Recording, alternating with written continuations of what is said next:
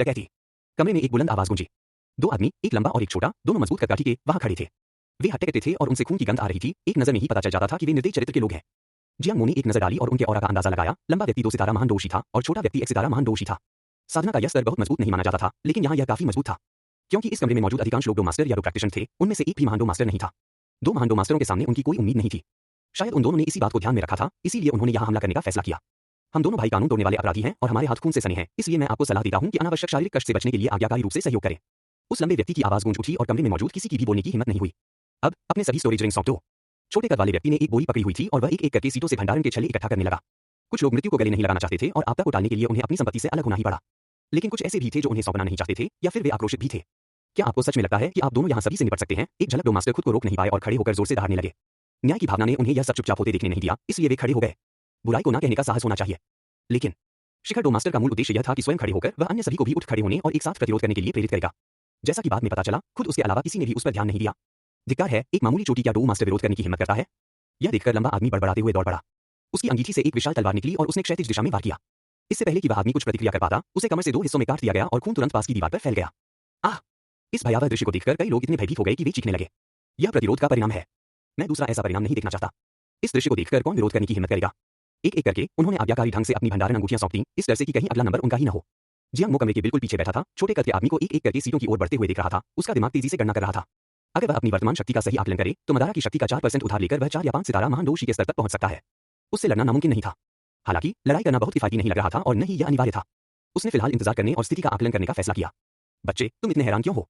जल्दी करो और अपनी स्टोरेज रिंग मुझे दे दो। जब उस छोटे कद के आदमी ने देखा कि जियांग मो काफी देर से हिला भी नहीं है, तो वह उसके सामने आकर अधीरता से चिल्लाया। अरे! Storage ring? मेरे पास तो है ही नहीं। जियांग मो ने बार-बार अपना सिर हिलाया और अपने हाथ फैलाए, वहां कुछ भी नहीं था। उसकी सारी चीजें सिस्टम स्पेस में रखी हुई थीं और वास्तव में उसके पास कोई स्टोरेज रिंग नहीं थी। एक भी नहीं है? ये कैसे मुमकिन है? खड़े हो जाओ और मुझे दिखाओ। बौना आदमी गुस्से में आ गया और चिल्लाकर आदेश देने लगा। जियांग मो आज्ञाकारी भाव से खड़ा हुआ और पीछे मुड़ा, उसके पास कुछ भी नहीं था। अपने कपड़े उतारो। हाँ, जल्दी करो, मैं तुमसे कह रहा हूं कि अपने कपड़े और पैंट उतारो। तुमने जरूर कोई गुप्त अंगीठी छिपा रखी होगी। मुझे हिंसा करने पर मजबूर मत करो, छोटे कद के आदमी ने अधीरता से कहा। क्या आप सचमुच स्टोरेज रिंग ढूंढना चाहते हैं या आप मुझे कपड़े उतारने के लिए सिर्फ एक बहाना ढूंढ रहे हैं? जियांग मो अवाक रह गया। अच्छा। जियांग मो ने पेप्सी से कंधे उचकाते हुए अपना हाथ अपने कॉलर पर रख लिया। अगले ही पल उसने निर्णायक प्रहार करते हुए उस छोटे कद के आदमी की ठोड़ी पर सीधा मुक्का मारा।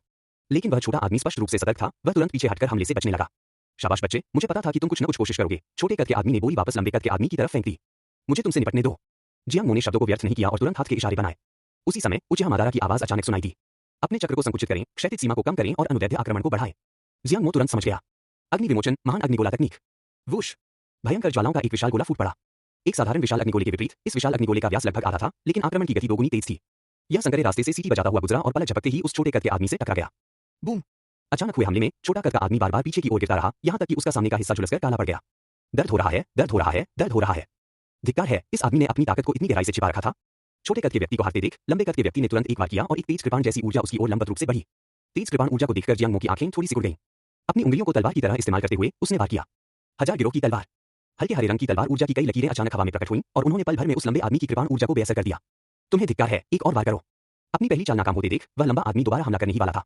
जियांग मो अचानक आगे बढ़ा और एक जोरदार मुक्का मारा, जो हवा के झोंके की तरह उसके चेहरे की ओर बेरहमी से लगा। अगर किसी को मारना ही है तो उसके चेहरे पर मारो। उस लंबे आदमी की प्रतिक्रिया भी बहुत तेज थी, उसने तुरंत अपनी कृपाण के चौड़े ब्लेड का इस्तेमाल करके मुक्के को रोक दिया। लेकिन जियांग मो के मुक्के के पीछे 5 स्टार ग्रेट टोशी की शक्ति थी, इसलिए वह उसे रोक नहीं सका। टकराना। टकराते ही बड़ी तलवार टूट गई और मुक्के की बची हुई ताकत लंबे आदमी पर पड़ी, जिससे वह बुरी तरह से उड़ गया। वह छोटे आदमी से टकराया, जिससे उनके बगल का लकड़ी का दरवाजा टूट गया और वह लगभग बाहर गिरते-गिरते बचा। धीरे-धीरे कदम बढ़ाते हुए जियांग मो ने उन दोनों को नीचे देखा। इंतजार। उस छोटे कद के आदमी ने अपना हाथ उठाया और जियांग मो को चुनौती भरे अंदाज में देखा। क्या आप जानते हैं कि हम कौन हैं? मुझे परवाह नहीं कि तुम कौन हो, मैं तुम्हें पीट दूंगा। जियांग मो ने बेपरवाही से कंधे उचका दिए। हम सैंड मसनरी ग्रुप से हैं। अगर तुमने हमें नाराज किया तो तुम्हारा हाल बुरा होगा। उस छोटे कद के आदमी का चेहरा गुस्से से भरा हुआ था, हारने के बावजूद वह जरा भी पीछे नहीं हट रहा था।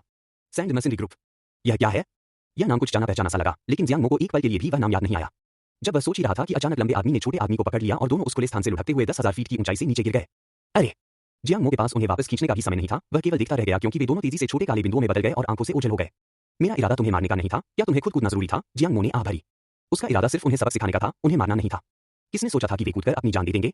कितना दुखद है। जियांग मो ने सिर हिलाते हुए अपनी सीट पर वापस जाकर बैठ गया। कमरे का माहौल एकदम शांत हो गया। बाकी लोग जियांग मो पर चोरी छिपे नजर डाल रहे थे, लेकिन उनमें कोई खुशी नहीं थी। क्योंकि उनके स्टोरेज रिंग उन दोनों आदमियों द्वारा ले लिए गए थे, इसलिए उनका मूड काफी खराब था। मोटे पंखों वाला पक्षी अपने निर्धारित गंतव्य की ओर उड़ता रहा। जल्द ही रेगिस्तान में बसा एक शहर धीरे-धीरे जियांग मो की आंखों के सामने प्रकट होने लगा। मोटे पंखों वाले पक्षी के उतरने का स्थान रेगिस्तान के बीच में स्थित एक लोएस्ट शहर था, मो सिटी। जैसे ही जियांग मो मोटे पंखों वाले पक्षी की पीठ से उतरा, उसे अपने ऊपर गर्मी की एक लहर महसूस हुई। यहाँ तक कि उसके द्वारा सांस ली गई हवा में भी झुलसा देने वाली गर्मी थी, जिससे उसे थोड़ा असहज महसूस हुआ। यह एक ऐसा शहर था जो अनोखे आकर्षण से भरपूर था। सड़कों पर लोग काफी साहसी और स्पष्टवादी थे और सामाजिक वातावरण खुला था। वहां कुछ पल खड़े रहने के बाद जियांग मो ने कई ऐसी महिलाओं को देखा जिनकी त्वचा सांवली थी, लेकिन उनका शरीर और पहनावा बेहद आकर्षक था। उन्होंने मूल रूप से केवल एक छोटा ट्यूब टॉप और शॉर्ट्स पहन रखे थे, जिससे उनके शरीर का काफी हिस्सा दिखाई दे रहा था। मुझे लगता है कि वे इतने कम कपड़े इसलिए पहनते हैं क्योंकि यहाँ बहुत गर्मी है। कुछ और बार देखने के बाद जियांग मो ने चुपचाप सिर हिलाया। इसके बाद उन्होंने इस रेगिस्तानी शहर में सैर की। एक रेगिस्तानी शहर जियामा साम्राज्य के आंतरिक भाग में स्थित शहरों से काफी अलग था। यह कम चहल पहल वाला और अधिक सरल और गंभीर था। इसके अलावा टैगोर रेगिस्तान के निकट होने के कारण नागमानवों से अक्सर अशांति फैली रहती थी। इसलिए यहाँ की सुरक्षा व्यवस्था सामान्य शहरों की तुलना में कहीं अधिक सख्त थी। मुझे आश्चर्य है कि क्या सिस्टर यून यून और बाकी लोग रेगिस्तान की गहराई में प्रवेश कर चुके हैं। मुझे भी जल्दी से कुछ तैयारियां करनी होंगी। रेगिस्तान की गहराई में प्रवेश करने के लिए काफी तैयारियों की आवश्यकता होती थी, विशेष रूप से पानी और नक्शे की। ये दोनों चीजें बिल्कुल भी अनुपस्थित नहीं होनी चाहिए थी। अन्यथा यदि कोई पानी के बिना रेगिस्तान की गहराई में खो जाता तो वह सूखकर मम्मी बनने का इंतजार करता रहता। हालांकि नक्शों के बारे में सोचते ही जियांग मो के दिमाग में तुरंत एक नाम कौन था, बर्फ का सम्राट हाइबोडोंग। वो आदमी यहीं आसपास के किसी शहर में होना चाहिए, है ना? यह सोचते हुए जियांग मो ने अपना लक्ष्य निर्धारित किया। वह हाइबोडोंग को ढूंढने जा रहा था। उसने यूं ही किसी से पूछा कि सबसे अच्छी नक्शे की दुकान कहाँ है, और जगह पता चलने पर वह तेजी से वहां चला गया। जल्द ही उस व्यक्ति द्वारा दिए गए निर्देशों का पालन करते हुए जियांग मो प्राचीन मानचित्र नामक एक दुकान पर पहुंचा। दुकान में प्रवेश करने से पहले ही जियांग मो को दुकान से एक हल्की प्राचीन आभा महसूस हुई, हालांकि वह थोड़ी सुनसान थी। यह यही होना चाहिए। जियांग मो अंदर चला गया। दुकान में एक और व्यक्ति भी नक्शे चुन रहा था, लेकिन वह एक कोने में जियांग मो की ओर पीठ करके बैठा था, इसलिए जियांग मो उसे स्पष्ट रूप से नहीं देख पा रहा था। इसके बजाय उसने दुकान के मालिक को देखा। नीले वस्त्र पहने एक बूढ़ा व्यक्ति जो सिर झुकाए बड़ी सावधानी से नक्शा बना रहा था। उसके सिर पर घने सफेद बाल थे, लेकिन उसके शरीर से एक गहरा आध्यात्मिक आभा निकल रही थी। डिंग। बर्फ सम्राट हाइबोडोंग की खोज की। प्रेरित मिशन, बर्फ सम्राट हाइबोडोंग को अधीनस्थ के रूप में वश में करना।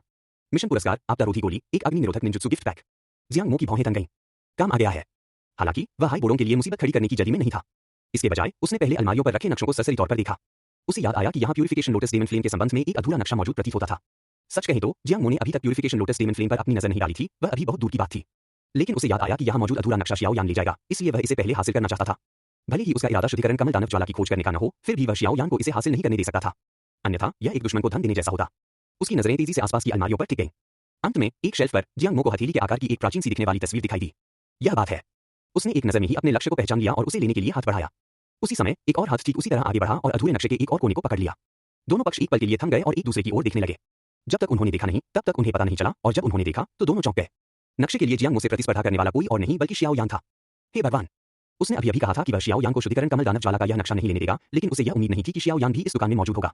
अगर वह एक कदम देर से आता तो शायद इसे शियाओ यान ने ले लिया होता। जियांग मो का चेहरा देखकर शियाओ यान एक पल के लिए स्तब्ध रह गया। उसने उसे तुरंत पहचाना नहीं, बस कुछ जाना पहचाना सा लगा। जब तक उसके दिमाग में याओ लाओ की आवाज नहीं गूंजी, तब तक उसे कुछ समझ नहीं आया। क्या यह वही व्यक्ति नहीं है जिसने पिछली बार जादुई जानवर पर्वत श्रृंखला में 7 वाले बैंगनी क्रिस्टल स्रोत को चुराया था? जैसे ही उसने यह कहा, शियाओ यान को तुरंत याद आ गया, इतना कि उसका चेहरा तुरंत उदास हो गया। मुझे उम्मीद नहीं थी कि आपसे यहाँ मुलाकात होगी। जादुई जानवरों की पर्वत श्रृंखला में वापस आकर उसने पहले ही इलाके की छानबीन कर ली थी और बैंगनी क्रिस्टल के स्रोत पर अपनी नजरें जमा ली थीं, लेकिन जियांग मो उससे पहले ही वहां पहुंच गया। शियाओ यान को इस बात का हमेशा से मलाल था और वह जियांग मो से बदला लेना चाहता था। उन्हें यहाँ जियांग मो से मिलने की उम्मीद नहीं थी। ओह, आप हैं? जियांग मो ने संयमित होने का दिखावा किया, हालांकि वास्तव में वह अंदर ही अंदर थोड़ा घबराया हुआ था। सौभाग्य से वह जल्दी आ गया, वरना अधूरा नक्शा शियाओ यान के हाथ लग जाता। जल्दबाजी मत करो। यह मत भूलो कि वह ऐसा व्यक्ति है जो एमेथिस्ट विंग लायन किंग को भी हरा सकता है। अभी सबसे महत्वपूर्ण बात यह है कि पहले यह अधूरा नक्शा प्राप्त किया जाए। याओ लाओ ने शियाओ यान को सलाह दी क्योंकि वह शियाओ यान के दिल में क्रोध की आग को पहले से ही महसूस कर सकता था। पिछली बार इतनी कीमती चीज चोरी हो जाने के बाद और अब चोर को ठीक अपने सामने देखकर वह कैसे शांत रह सकता था। लेकिन याओ लाओ की बातों से शियाओ यान शांत हो गई। दोनों पक्षों के हाथ अभी भी अधूरे नक्शे पर टिके हुए थे और उन्होंने उसे छोड़ा नहीं था। जियाओ यान ने सबसे पहले बोलना शुरू किया। मैंने सबसे पहले यह अधूरा नक्शा देखा। क्या ऐसा है? मुझे तो पता नहीं था, लेकिन मुझे इतना पता है कि सबसे पहले यह मेरे हाथ लगा। जियांग मो ने भी शरारत करना शुरू कर दिया। हवा में बारूद की गंध बढ़ती देख काउंटर के पीछे खड़े हाइबोडोंग ने आखिरकार कहा, मैं यह अधूरा नक्शा नहीं बेच रहा हूं। अगर आप लड़ना चाहते हैं तो मेरी दुकान में मत लड़िए। शुरू से अंत तक हाइबोडोंग ने एक बार भी उनकी तरफ नहीं देखा। आखिरकार वह वर्तमान में रोलिंग विशेषज्ञ और पूर्व में डोहुआंग विशेषज्ञ थे। उन्हें दोनों मास्टर्स के बीच विवाद में कोई दिलचस्पी नहीं थी। शिक्षक जी, अब हम क्या करें? जियाओ यान थोड़ी असमंजस में थी, मुख्यतः इसलिए क्योंकि जियांग मो की उपस्थिति ने उसका ध्यान भटका दिया था। फिलहाल इस व्यक्ति को नजरअंदाज करो। पहले इस अधूरे नक्शे को प्राप्त करने का कोई तरीका ढूंढो, याओ लाओ ने कहा। लेकिन वह बेचने को तैयार नहीं है। क्या हमें इसे सीधे ही खरीद लेना चाहिए? लापरवाही मत करो। यह बूढ़ा व्यक्ति कभी डोहुआंग का विशेषज्ञ रहा होगा। हालांकि अब उसके पास केवल डोलिंग स्तर की साधना बची है, फिर भी वह ऐसा व्यक्ति नहीं है जिसे तुम संभाल सको। डोहुआंग? क्या उन्होंने यह नहीं कहा था कि जियामा साम्राज्य में केवल 3 डोहुआंग हैं? इतने सारे कैसे प्रकट हो गए? जियांग मो भी सोच रहा था, क्या उसे पहले शियाओ यान की समस्या का समाधान करना चाहिए या पहले अधूरा नक्शा प्राप्त करना चाहिए? लेकिन अगर वे सचमुच लड़ने लगे तो उसे नहीं पता था कि मदारा मदद करेगा या नहीं। मैं तुम दोनों को सलाह देता हूं कि इसे छीनने का ख्याल भी मत रखो। इससे तुम्हें कोई फायदा नहीं होगा। इस अधूरे नक्शे को नीचे रख दो। हाइबोडोंग ने अभी भी ऊपर नहीं देखा, लेकिन उसकी आवाज में थोड़ी नाराजगी झलक रही थी। शायद उसे डर था कि शियाओ यान और जियांग मो सीधे ही अधूरे नक्शे को बीच से फाड़ देंगे। इस पर दोनों ने अपने मन में कुछ क्षण विचार करने के बाद अंततः एक साथ अधूरे नक्शे को वापस शेल्फ पर रख दिया। इसके बाद जियाओ यान ने हाइबोडोंग के साथ बातचीत शुरू करने की पहल की। सच है, एक पूर्व डोहुआंग विशेषज्ञ के सामने मेरे लिए इसे छीनना वास्तव में असंभव है। धीमी आवाज में सुनाई देने वाले शब्दों से हाइबोडोंग की हरकतें रुक गईं और उसके हाथ में मौजूद ब्रश चटकने की आवाज के साथ 2 टुकड़ों में टूट गया। यह देखकर जियांग मो स्वाभाविक रूप से पीछे नहीं रहना चाहता था और उसने कहा, जियामा साम्राज्य के पूर्व शीर्ष 10 विशेषज्ञों में से एक हिम सम्राट हाइबोडोंग के सामने इसे वास्तव में कोई छीन नहीं सकता। शाओ यान के शब्दों ने पहले ही हाइबोडोंग को चौंका दिया था, लेकिन जियांग मो के शब्दों ने उसे पूरी तरह से अवाक कर दिया। आप कौन हैं? हाई बोडोंग ने आखिरकार ऊपर देखा, उसकी बूढ़ी आंखों में एक हल्की सी ठंडक महसूस हो रही थी, यहाँ तक कि उसमें हत्या करने की मंशा का भी संकेत था। उससे निकलने वाला डॉलिंग का शक्तिशाली दबाव सीधे उन दोनों पर पड़ रहा था। वह इतने वर्षों तक यहाँ एकांत में रहा था, किसी के लिए भी उसकी पहचान जानना असंभव होना चाहिए था। लेकिन अब अचानक दो युवक प्रकट हुए और उन्होंने उसकी पहचान को पूरी तरह से उजागर कर दिया। इस वजह से हाई बोडोंग की सतर्कता चरम सीमा पर पहुंच गई। शाओ यान को भी यह उम्मीद नहीं थी कि जियांग मो को हाई बोडोंग की पहचान पता होगी, और वह मन ही मन उतना ही आश्चर्यचकित था। इसके अलावा हाई बोडोंग की आभा का सामना करते हुए उसे प्रतिरक्षा बनाए रखने के लिए याओ लाओ की शक्ति पर निर्भर रहना पड़ा। इसके विपरीत जियांग मो के पास कोई याओ लाओ नहीं था जो उसे किसी भी समय अपने वश में कर सके, लेकिन उसने गुप्त रूप से उच्च मादारा की शक्ति का 4% उधार लिया था। अस्थायी रूप से पंच सितारा महान रोशी की शक्ति प्राप्त करके वह हाई बोडोंग के दबाव को भी सहन करने में सक्षम था। चेहरे पर हल्की सी मुस्कान लिए उसने कहा, चिंता मत करो, मैं तुम्हारा दुश्मन नहीं हूं। मैंने बस हिम सम्राट की प्रसिद्धि के बारे में सुना था और संयोग से मेरा अनुमान सही निकला। इसके अलावा मुझे हिम सम्राट के साथ एक सौदे पर चर्चा करनी है। हाई बोडोंग कुछ नहीं बोला, लेकिन उसकी आंखों में ठंडी चमक और भी तीव्र हो गई। जो भी उसकी पहचान जानता हो वह आम इंसान नहीं हो सकता। मुझे पता है कि हिम सम्राट मेडुसा की मोहर के अधीन है और उसे तोड़ने के लिए एक औषधीय गोली की आवश्यकता है। संयोग से मेरे पास एक आपदा नाशक गोली है। क्या हिम सम्राट इसमें रुचि रखते हैं? जियांग मो ने आपदा नाशक गोली शब्द बोलते हुए खुद को संयमित रखने का प्रयास किया। जियांग मो की बातें सुनने के बाद हाई बोडोंग की आभा थोड़ी कमजोर हो गई। क्या यह विपत्ति को दूर करने वाली गोली है? लेकिन तभी उसके होठों के कोने पर एक तिरस्कार भरी मुस्कान उभर आई। क्या आपको लगता है कि यह जानकारी जानने से यह बूढ़ा आदमी आप जैसे अनुभवहीन लड़के पर भरोसा करने लगेगा? ऐसा लग रहा था कि बातचीत इतनी आसान नहीं होगी। मुझे परवाह नहीं कि तुम कौन हो, बस तुरंत यहाँ से चले जाओ, वरना इस बूढ़े आदमी को बदतमीजी करने के लिए दोष मत देना। इस बार हाई बोडोंग के शब्दों में उन्हें भगाने का स्पष्ट और कठोर इरादा झलक रहा था। अगर जियांग मो और शियाओ यान अभी नहीं गए तो वह कार्रवाई करेगा। शिक्षक, अब हम क्या करें? शियाओ यान थोड़ी चिंतित हो रही थी। जियांग मो के पास उससे कहीं अधिक जानकारी थी और हाई बोडोंग की वर्तमान स्थिति को देखते हुए नक्शे के बदले जानकारी का आदान प्रदान करना निश्चित रूप से असंभव था। तो फिर हमारे पास इसे लेने के लिए केवल बल प्रयोग का ही विकल्प है। याओ लाओ ने दृढ़ता से कहा। शुद्धिकरण कमल दानव ज्वाला का प्रलोभन इतना प्रबल था कि याओ लाओ भी इसे अस्वीकार नहीं कर सका। हाई बोडोंग अतीत में केवल एक रोहुआंग था, अब वह महज एक निम्न स्तर का डोलिंग था। जहां तक जियांग मो की बात है, भले ही वह सचमुच का रोहुआंग होता, याओ लाओ को उस वस्तु को छीनकर भागने का पूरा भरोसा था। याओ लाओ की अनुमति मिलने के बाद जियाओ यान ने निर्णायक कार्रवाई करते हुए काउंटर पर पड़े अधूरे नक्शे को उठाने के लिए हाथ बढ़ाया। लेकिन उसे इस बात का जरा भी अंदाजा नहीं था कि जियांग मो ने बहुत पहले ही उसकी हरकतों पर नजर रख ली थी और अधूरा नक्शा सबसे पहले हथिया लिया था। तुम तो मौत को बुला रहे हो। यह हाई बोडोंग था जिसने बात की, वह बहुत गुस्से में था। जैसे ही उसने पहला बार किया और जियांग मो पर हमला बोला, बर्फीली सफेद धुंध ने तुरंत पूरे कमरे को भर दिया। शेरिंगन। जियांग मो लापरवाही करने की हिम्मत नहीं कर सका। उसने अपने शक्तिशाली शेरिंगन दृष्टि का उपयोग करते हुए हाई बोडोंग की हरकतों को पकड़ लिया और बड़ी मुश्किल से बच पाया। इसे छीन लो। जैसे ही जियांग मो ने हाई बोडोंग के हमले को चकमा दिया, शियाओ यान दूसरी तरफ से आगे बढ़ा, उसका निशाना स्पष्ट रूप से अधूरा नक्शा था। अरे बाप रे! अचानक सब लोग मेरे खिलाफ एकजुट हो गए हैं। जियांग मो ने मन ही मन खुद को कोसा। सौभाग्यवश वर्तमान में जियाओ यान पर याओ लाओ का कब्जा नहीं था और उसकी ताकत हाई बोडोंग की तुलना में काफी कम थी, इसलिए जियांग मो ने आसानी से हमले को चकमा दे दिया। अग्नि विमोचन, महान अग्निगोला तकनीक। दोनों व्यक्तियों के पहले दौर के हमलों से बचते हुए जियांग मो केवल बैठकर इंतजार नहीं करता रहा, उसने एक विशाल अग्निगोले से पलटवार किया। हालांकि ठंड से भरे इस क्षेत्र में विशालकाय आग का गोला हाई बोडोंग तक पहुंचने से पहले ही कड़ाके की ठंड के कारण सीधे बर्फ के गोले में जम गया। इसी बीच जियाओ यान एक बार फिर आगे बढ़ी। धिक्कार है, जिसे भी यह अधूरा नक्शा चाहिए वह इसे ले सकता है। जियांग मो ने निर्णायक रूप से अधूरा नक्शा वापस हाई बोडोंग की ओर फेंक दिया। इस तरह शियाओ यान का निशाना अब वह नहीं रहेगा। निश्चित रूप से जब उसने देखा कि अधूरा नक्शा वापस हाई बोडोंग के हाथों में आ गया है, तो जियाओ यान ने तुरंत अपना लक्ष्य बदल दिया। जैसे ही वह हाई बोडोंग की ओर बढ़ा, शियाओ यान की आभा अचानक बढ़ गई। याओ लाओ ने उसे अपने वश में कर लिया था। वुश! उसकी गति इतनी तेज थी कि वह लगभग पलक झपकते ही हाई बोडोंग पहुंच गया। उसके हाथ में मौजूद गहरे काले रंग का भारी रूलर बेरहमी से नीचे टकराया। हाई बोडोंग की आंखें थोड़ी सिकुड़ गईं। उसने शियाओ यान की गति को इतना अविश्वसनीय होने की उम्मीद नहीं की थी। लेकिन आखिरकार वह हिम सम्राट था और उसकी प्रतिक्रिया की गति अभी भी बरकरार थी। उसने झट से अपना हाथ हिलाया और अपने सामने बर्फ की एक मोटी दीवार बना दी। टकराना! टक्कर लगते ही बर्फ की दीवार चकनाचूर हो गई, लेकिन इससे हाई बोडोंग को पर्याप्त समय मिल गया था। लेकिन जियाओ यान ने हार नहीं मानी और दोनों ने उस तंग जगह में एक दूसरे का पीछा करना शुरू कर दिया। इसी बीच जियांग मो एक तरफ से शो देख रहा था। एक डोलिंग था और दूसरा रोहुआंग। उसकी वर्तमान शक्ति के साथ उसके लिए हस्तक्षेप करना स्वाभाविक रूप से असंभव था। अरे, मुझे थोड़ी देर बाहर निकलने दो ताकि मैं थोड़ा आराम कर सकूं। अचानक एक सुस्त आवाज सुनाई दी, जिससे जियांग मो चौंक गया। रहस्यमयी बर्फ का भाला। हाई बोडोंग ने भी शियाओ यान की शक्ति में अचानक हुई वृद्धि को महसूस किया और लापरवाही करने की हिम्मत नहीं की। उसके शरीर में डोजी का प्रवाह हुआ, जिससे उसके सामने एक विशाल रहस्यमयी बर्फ का भाला बन गया, जिसे उसने फिर शियाओ यान की ओर जोर से फेंका। हे! शियाओ यान ने ठंडी सी आवाज निकाली और हल्के से अपनी हथेली उठाई। उसकी हथेली से हड्डी जैसे सफेद रंग की ज्वालाओं का एक गुच्छा उठा और रहस्यमयी बर्फीले भाले की ओर बढ़ा। पलक झपकते ही विशाल भाला पिघल गया। क्या यह कोई दिव्य ज्वाला है? उन हड्डीनुमा सफेद लपटों को देखकर हाई बोडोंग के चेहरे के भाव थोड़े बदल गए। माफ कीजिए, लेकिन मैं यह अधूरा नक्शा ले जा रहा हूं। शियाओ यान ने अपना हाथ फिर उठाया और पकड़ने का इशारा किया। एक खिंचाव बल ने हाई बोडोंग के शरीर पर मौजूद अधूरे नक्शे को अपनी ओर खींचा और उसे शियाओ यान की ओर उड़ा दिया। जैसे ही वह नक्शा उसके हाथ में आने ही वाला था, अचानक एक आकृति तेजी से गुजरी और अधूरा नक्शा उससे छीन लिया। यह तो बस एक नक्शा है, सब लोग इसके लिए क्यों लड़ रहे हैं? अपनी हथेली में अधूरे नक्शे को देखते हुए जियांग मो की हंसी में ठंडे अहंकार की झलक थी। उसे फिर से जियांग मो को देखकर शियाओ यान का गुस्सा एक बार फिर भड़क उठा। शिक्षक जी, हम उसे इस बार बख्श नहीं सकते। आइए पुराने और नए हिसाब किताब मिलकर निपटाते हैं। चिंता मत करो, तुम्हारे शिक्षक आज इस अधूरे नक्शे को पूरा करने में तुम्हारी मदद जरूर करेंगे। याओ लाओ बेहद आत्मविश्वासी था। पलक झपकते ही वह तेजी से जियांग मो की ओर उड़ गया। हे! शियाओ यान को आते देख जियांग मो ने ठंडी हंसी हंसी।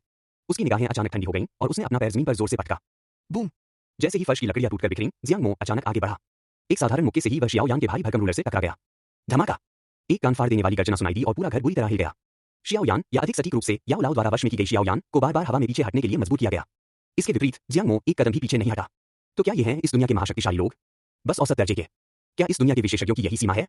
इससे ज्यादा कुछ नहीं। जियांग मो ने हल्के से व्यंग्य किया और शियाओ यान को जरा भी समान भरी नजर से नहीं देखा। इस व्यक्ति ने अपनी छिपी हुई शक्ति का प्रदर्शन किया है और यह मेरी कल्पना से कहीं अधिक मजबूत है। याओ लाओ की अंतर्मन की आवाज गंभीर थी। इससे पहले वह जियांग मो और एमेथिस्ट विंग लायन किंग के बीच की लड़ाई का गवाह था और उसकी ताकत केवल एक 5 स्टार रोहुआंग के बराबर थी। लेकिन अभी अभी हुई उनकी बातचीत के दौरान उन्हें यह जानकर झटका लगा कि जियांग मो की ताकत निश्चित रूप से 5 स्टार डो हुआंग से कहीं अधिक थी। क्या शिक्षक भी उसे हरा नहीं सकते? शियाओ यान आश्चर्यचकित रह गई। कहना मुश्किल है। चलिए फिर कोशिश करते हैं। याओ लाओ भी शुद्धिकरण कमल दानव ज्वाला को छोड़ने के लिए अनिच्छुक था। उसे अधूरा नक्शा प्राप्त हुआ था। बूम! याओ लाओ ने दोनों हथेलियों से प्रहार किया। उनकी हथेलियों में अस्त्र सफेद लपटें एकत्रित होकर अग्नि के 2 स्तंभों में तब्दील हो गईं। आपस में गुंथने के बाद वे अस्त्र सफेद अग्नि की एक प्रचंड लहर में परिवर्तित हो गईं और चारों ओर फैल गईं। हालांकि यह स्वर्ग और पृथ्वी की एक अनोखी ज्वाला थी, फिर भी इस आग ने लोगों को ठंडक का एहसास कराया। हड्डी जैसे सफेद रंग की आग की लहर को अपनी ओर तेजी से आते देख जियांग मो ने अपनी भौहें थोड़ी सी ऊपर उठाईं, फिर धीरे-धीरे दोनों हाथों से एक हस्त मुद्रा बनाई। अग्नि विमोचन, महान अग्नि विनाश। वुश! भयंकर लपटें अचानक एक विशाल लहर की तरह फूट पड़ी, जो अत्यधिक तापमान की झुलसाहट के कारण अंतरिक्ष को भी थोड़ा विकृत करती हुई प्रतीत हुई। टकराना। दोनों प्रकार की ज्वालाएं तुरंत आपस में टकरा गईं और परिणामस्वरूप उत्पन्न अग्नि तरंग ने तुरंत पूरे कमरे को भर दिया। पास ही खड़े हाइबोडोंग चुपचाप बर्फ की ऊर्जा का विकिरण कर रहे थे, जिससे विभिन्न पुस्तकों, मानचित्रों और सबसे महत्वपूर्ण बात, घर की रक्षा हो रही थी। वह अचानक थोड़ा अचंभित हो गया। आखिर असली बिग शॉट कौन था? शुरू में तो उसने सोचा कि वे दो अज्ञानी, दो मास्टर हैं। कौन जाने उन्होंने किस तरह की गोली खाई थी? उनकी ताकत तेजी से बढ़ रही थी, एक दूसरे से कहीं ज्यादा भयंकर। इस आभा के सामने भले ही उसका चरम स्वरूप प्रकट होता, उसे 3 अंक छोड़ने पड़ते। दोनों ज्वालाओं की तुलना में कोई भी दूसरी पर हावी नहीं हो सकी और अंततः दोनों शांत हो गईं। इससे याओ लाओ को बहुत आश्चर्य हुआ। यह पहली बार था कि शानदार अस्थिकंपी पैदा करने वाली ज्वाला जियांग मो की साधारण ज्वालाओं को भस्म करने में विफल रही। क्या आपके पास कोई और तरकीब है? अगर नहीं तो अब मेरी बारी है। उसके होठों के कोने पर एक तुष्ट निर्मम मुस्कान फैल गई। जियांग मो ने अपनी आंखें केंद्रित की और अचानक उसके सामने मैंगेक्यो शेरिंगन की एक जोड़ी प्रकट हुई, जो अत्यधिक उथली शक्ति का विकिरण कर रही थी। उन मोहक आंखों को देखकर याओ लाओ का दिल बुरी तरह कांप उठा। उस पल याओ लाओ को लगा कि उन आंखों ने उसके बारे में सब कुछ देख लिया है, यहाँ तक कि उसकी आत्मा को भी। उन्हें इससे पहले कभी ऐसी अनुभूति नहीं हुई थी, यहाँ तक कि उन्होंने उस समय हॉल ऑफ सोल्स के लोगों से भी खतरे की इतनी तीव्र अनुभूति महसूस नहीं की थी। इस समय याओ लाओ के मन में केवल एक ही विचार था, दौड़ना। बिना जरा भी हिचकिचाए याओ लाओ मुड़ा, दीवार तोड़कर निकल गया और दूर की ओर उड़ गया। वो बस भाग गया। कायर! पीछे हटते हुए व्यक्ति को देखकर जियांग मो ने उपहास किया, फिर अपना सिर घुमाकर अपने बगल में खड़े हाइबोडोंग की ओर देखा। अब आपकी बारी है। हाइबोडोंग, मैं आत्मसमर्पण करता हूँ। वह मात्र हिम सम्राट था, भगवान नहीं। अगर वह अपनी चरम अवस्था में होता तो शायद वह कुछ साहस दिखा पाता, लेकिन अब एक साधारण डोलिंग के रूप में उचिया मादारा के वश में आई जियांग मो का सामना करते हुए उसके जीतने की कोई संभावना नहीं थी। एक सच्चा आदमी जानता है कि कब झुकना है और कब दृढ़ रहना है। हम्फ! उचिया मादारा ने ठंडी सांस ली और शरीर का नियंत्रण जियांग मो को वापस सौंप दिया। तो फिर मुझे आश्चर्य है कि क्या यह अधूरा नक्शा बिक्री के लिए है? हाथ में अधूरा नक्शा पकड़े हुए जियांग मो ने एक सच्ची, उज्जवल मुस्कान दिखाई। अभी अभी के ठंडे व्यवहार से यह बिल्कुल अलग था, लेकिन हाइबोडोंग को फिर भी वह मुस्कान डरावनी लगी। बेशक इस अधूरे नक्शे का इस बूढ़े आदमी ने कई सालों तक अध्ययन किया है। हालांकि मुझे अभी तक सच्चाई का पता नहीं चला है, लेकिन इसके अंदर कोई न कोई खजाना जरूर छिपा होगा। अगर आप सच में इसे खरीदना चाहते हैं। हाइबोडोंग रुक गया। अपनी कीमत बताओ। आपने जिस आपदारोधी गोली का जिक्र किया था, क्या वह सच है? हाइबोडोंग ने अचानक जियांग मो को ध्यान से देखना शुरू कर दिया। जियांग मो ने उसकी आंखों में अनियंत्रित उत्साह का एक अंश देखा। उसने शांत भाव से सिर हिलाया, बिल्कुल। क्या आपको लगता है कि मैं मजाक करने वाला व्यक्ति दिखता हूँ? अगर तुम सचमुच कोई आपदारोधी गोली बना सकते हो, तो मैं तुम्हें बदले में यह अधूरा नक्शा दे दूंगा, हाइबोडोंग ने गहरी आवाज में कहा। शुरू में तो वह स्वाभाविक रूप से जियांग मो पर विश्वास नहीं करता, लेकिन जियांग मो की ताकत देखने के बाद उसका मन डगमगा गया। एक डू हुआंग विशेषज्ञ जो उसकी असली पहचान भी जानता था, उसकी विश्वसनीयता काफी अधिक थी। लेकिन जियांग मो नाखुश था। तुम एक अधूरे नक्शे का सौदा करना चाहते हो जिसका उपयोग अभी तक अज्ञात है, एक आपदा निवारक गोली के बदले? तुम कुछ ज्यादा ही सटीक हिसाब लगा रहे हो, है ना? यह सुनकर हाइबोडोंग के बूढ़े चेहरे पर हल्की सी झंझनाहट हुई। उन्होंने आंख भरी और कहा, आप कोई भी अन्य शर्तें रख सकते हैं, बशर्ते मैं उन्हें पूरा कर सकूं। उन्हें स्वाभाविक रूप से पता था कि विपत्ति को रोकने वाली गोली कितनी अनमोल थी। एक अपूर्ण मानचित्र के बदले एक विपत्ति को रोकने वाली गोली प्राप्त करना वास्तव में असंभव था। मेरी सिर्फ एक ही शर्त है, मेरे सहायक बनो, जियांग मो ने अपनी शर्त बताई। यह सुनकर हाइबोडोंग का चेहरा तुरंत गुस्से से लाल हो गया। गुंडा? मतलब तुम चाहते हो कि मैं तुम्हारा अधीनस्थ बनूं? हिम सम्राट के पास हिम सम्राट की गरिमा थी। मात्र एक आपदा निवारक गोली के लिए उसे किसी और का अधीनस्थ बनाने का प्रयास करना सरासर पूरी कल्पना थी। नहीं नहीं नहीं, जियांग मो ने उंगली हिलाई।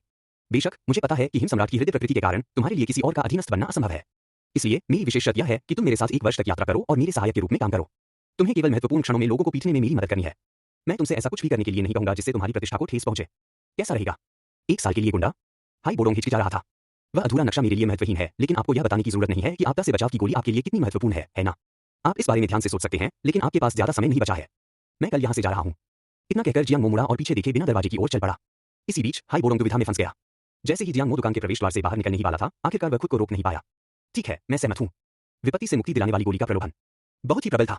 डिंग! हिम सम्राट हाइबोडोंग को सफलतापूर्वक पराजित कर दिया गया। प्राप्त पुरस्कार, आपदा निवारण गोली, एक अग्नि मुक्ति निंजुत्सु उपहार पैक। गिफ्ट पैक खोलें। डिंग! अग्नि मुक्ति, फीनिक्स ऋषि अग्नि तकनीक, अग्नि मुक्ति, महान ड्रैगन अग्नि तकनीक, अग्नि मुक्ति, राख का ढेर जलाना प्राप्त हुआ। ये सभी निंजुत्सु के बेहतरीन नमूने थे और जियांग मो इससे बहुत संतुष्ट था। बहुत बढ़िया, तो हमारा लेन देन पूरा हो गया। पीछे मुड़कर काउंटर पर लौटते हुए जियांग मो ने अधूरा नक्शा फिर से उठा लिया। ऊपर देखते हुए और हाइबोडोंग की निगाहें देखकर जियांग मो ने हल्की सी मुस्कान बिखेरी, अपनी हथेली फैलाई और उसके हाथ में एक बैंगनी रंग की औषधीय गोली प्रकट हो गई। यह विपत्ति से मुक्ति दिलाने वाली गोली है। बैंगनी रंग की औषधीय गोली को देखते ही हाइबोडोंग के वृद्ध चेहरे पर परमानंद और सदमे का मिलाजुला भाव उमड़ आया। उसने लगभग अधीरता से दवा की गोली ली और उसे ध्यान से देखा। उसे डर था कि कहीं यह सपना तो नहीं था। कोई समस्या नहीं होगी, जल्दी करो और सील तोड़ने के लिए इसे ले जाओ। मुझे अभी भी इस छोटे भाई का नाम नहीं पता। जियांग मो। छोटा भाई जियांग मो, आपका बहुत बहुत धन्यवाद। हाइबोडोंग ने गंभीर भाव से मुट्ठी जोड़कर सिर झुकाया। छोटे भाई जियांग मो, थोड़ी देर यहीं रुको। मैं गुप्त कमरे में गोली लेने जा रही हूँ। सील तोड़ना कोई आसान काम नहीं है। जाहिर है आपदा को दूर करने वाली गोली मौके पर ही लेना असंभव है। उसे अपनी उपस्थिति छुपानी पड़ी। जियांग मो ने उसकी आंखों में अधीरता देखी। बिना कुछ कहे उसने सिर हिलाया और उसे जल्दी से जाने दिया। तो अब यह बूढ़ा आदमी नीचे जाएगा। 2 बार हंसते हुए हाइबोडोंग ने बेसब्री से अपने पीछे एक गुप्त दरवाजा खोला और अंदर चला गया, जबकि जियांग मो वहीं इंतजार करता रहा। वह वास्तव में यह देखने के लिए उत्सुक था कि अपनी शक्ति पुनः प्राप्त करने के बाद हाई बोडोंग किस स्तर तक पहुंच सकता है। यह आपदारोधी गोली सिस्टम द्वारा दी गई थी, इसलिए इसका प्रभाव निश्चित रूप से सर्वोत्तम होगा।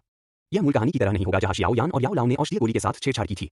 इसके अतिरिक्त हाई बोडोंग को वश में करने के लिए जियांग मो ने आपदा निवारण गोली का इस्तेमाल प्रोत्साहन के रूप में किया, लेकिन आपदा निवारण गोली सिस्टम द्वारा हाई बोडोंग को वश में करने के बाद ही दी गई थी। यह ऑपरेशन एक बग का सटीक फायदा उठाने का बेहतरीन उदाहरण था। मैं एक नंबर का जीनियस हूं। जियांग मो खुद की प्रशंसा करने से खुद को रोक नहीं सका। नीचे स्थित हाई बोडोंग के गुप्त कमरे में स्पष्ट रूप से किसी की उपस्थिति को छिपाने का प्रभाव था, क्योंकि जियांग मो बाहर से किसी भी हलचल को महसूस नहीं कर पा रहा था। लेकिन 10 मिनट बाद हाई बोडोंग फिर से उसकी आंखों के सामने प्रकट हो गया। जियांग मो को स्पष्ट रूप से महसूस हुआ कि हाई बोडोंग की आभा बदल गई थी, वह अधिक तीक्ष्ण और दबंग हो गई थी और उसके चारों ओर से हल्की सी ठंडी आभा निकल रही थी। बर्फ का सम्राट वापस आ गया है। लगता है इसका असर काफी अच्छा है। बर्फ सम्राट की शक्ति किस हद तक वापस आ गई है? काउंटर पर झुकते हुए जियांग मो ने शांत भाव से पूछा। हाई बोडोंग ने गंभीर भाव से उस युवक की ओर देखा। अपनी ताकत वापस पाने के बाद उसका साहस भी काफी बढ़ गया था।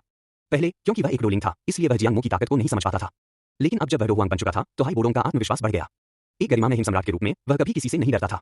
अधूरा नक्शा जियांग मो ने जो हासिल किया था, वह ऐसी चीज थी जिसके लिए उसने उस समय बहुत मेहनत की थी, यहाँ तक कि रानी मेडुसा का पीछा भी किया था। इससे पता चलता है कि अधूरे नक्शे में कितना बड़ा रहस्य छिपा था। अब यूं ही इसे छोड़ देने से वह थोड़ा हिचकिचा रहा था। क्या क्या हिम सम्राट अपने वचन से मुकरने का इरादा रखता है? उसकी शक्ल देखकर जियांग मो समझ गया कि वह बूढ़ा आदमी अपने मन में क्या सोच रहा है।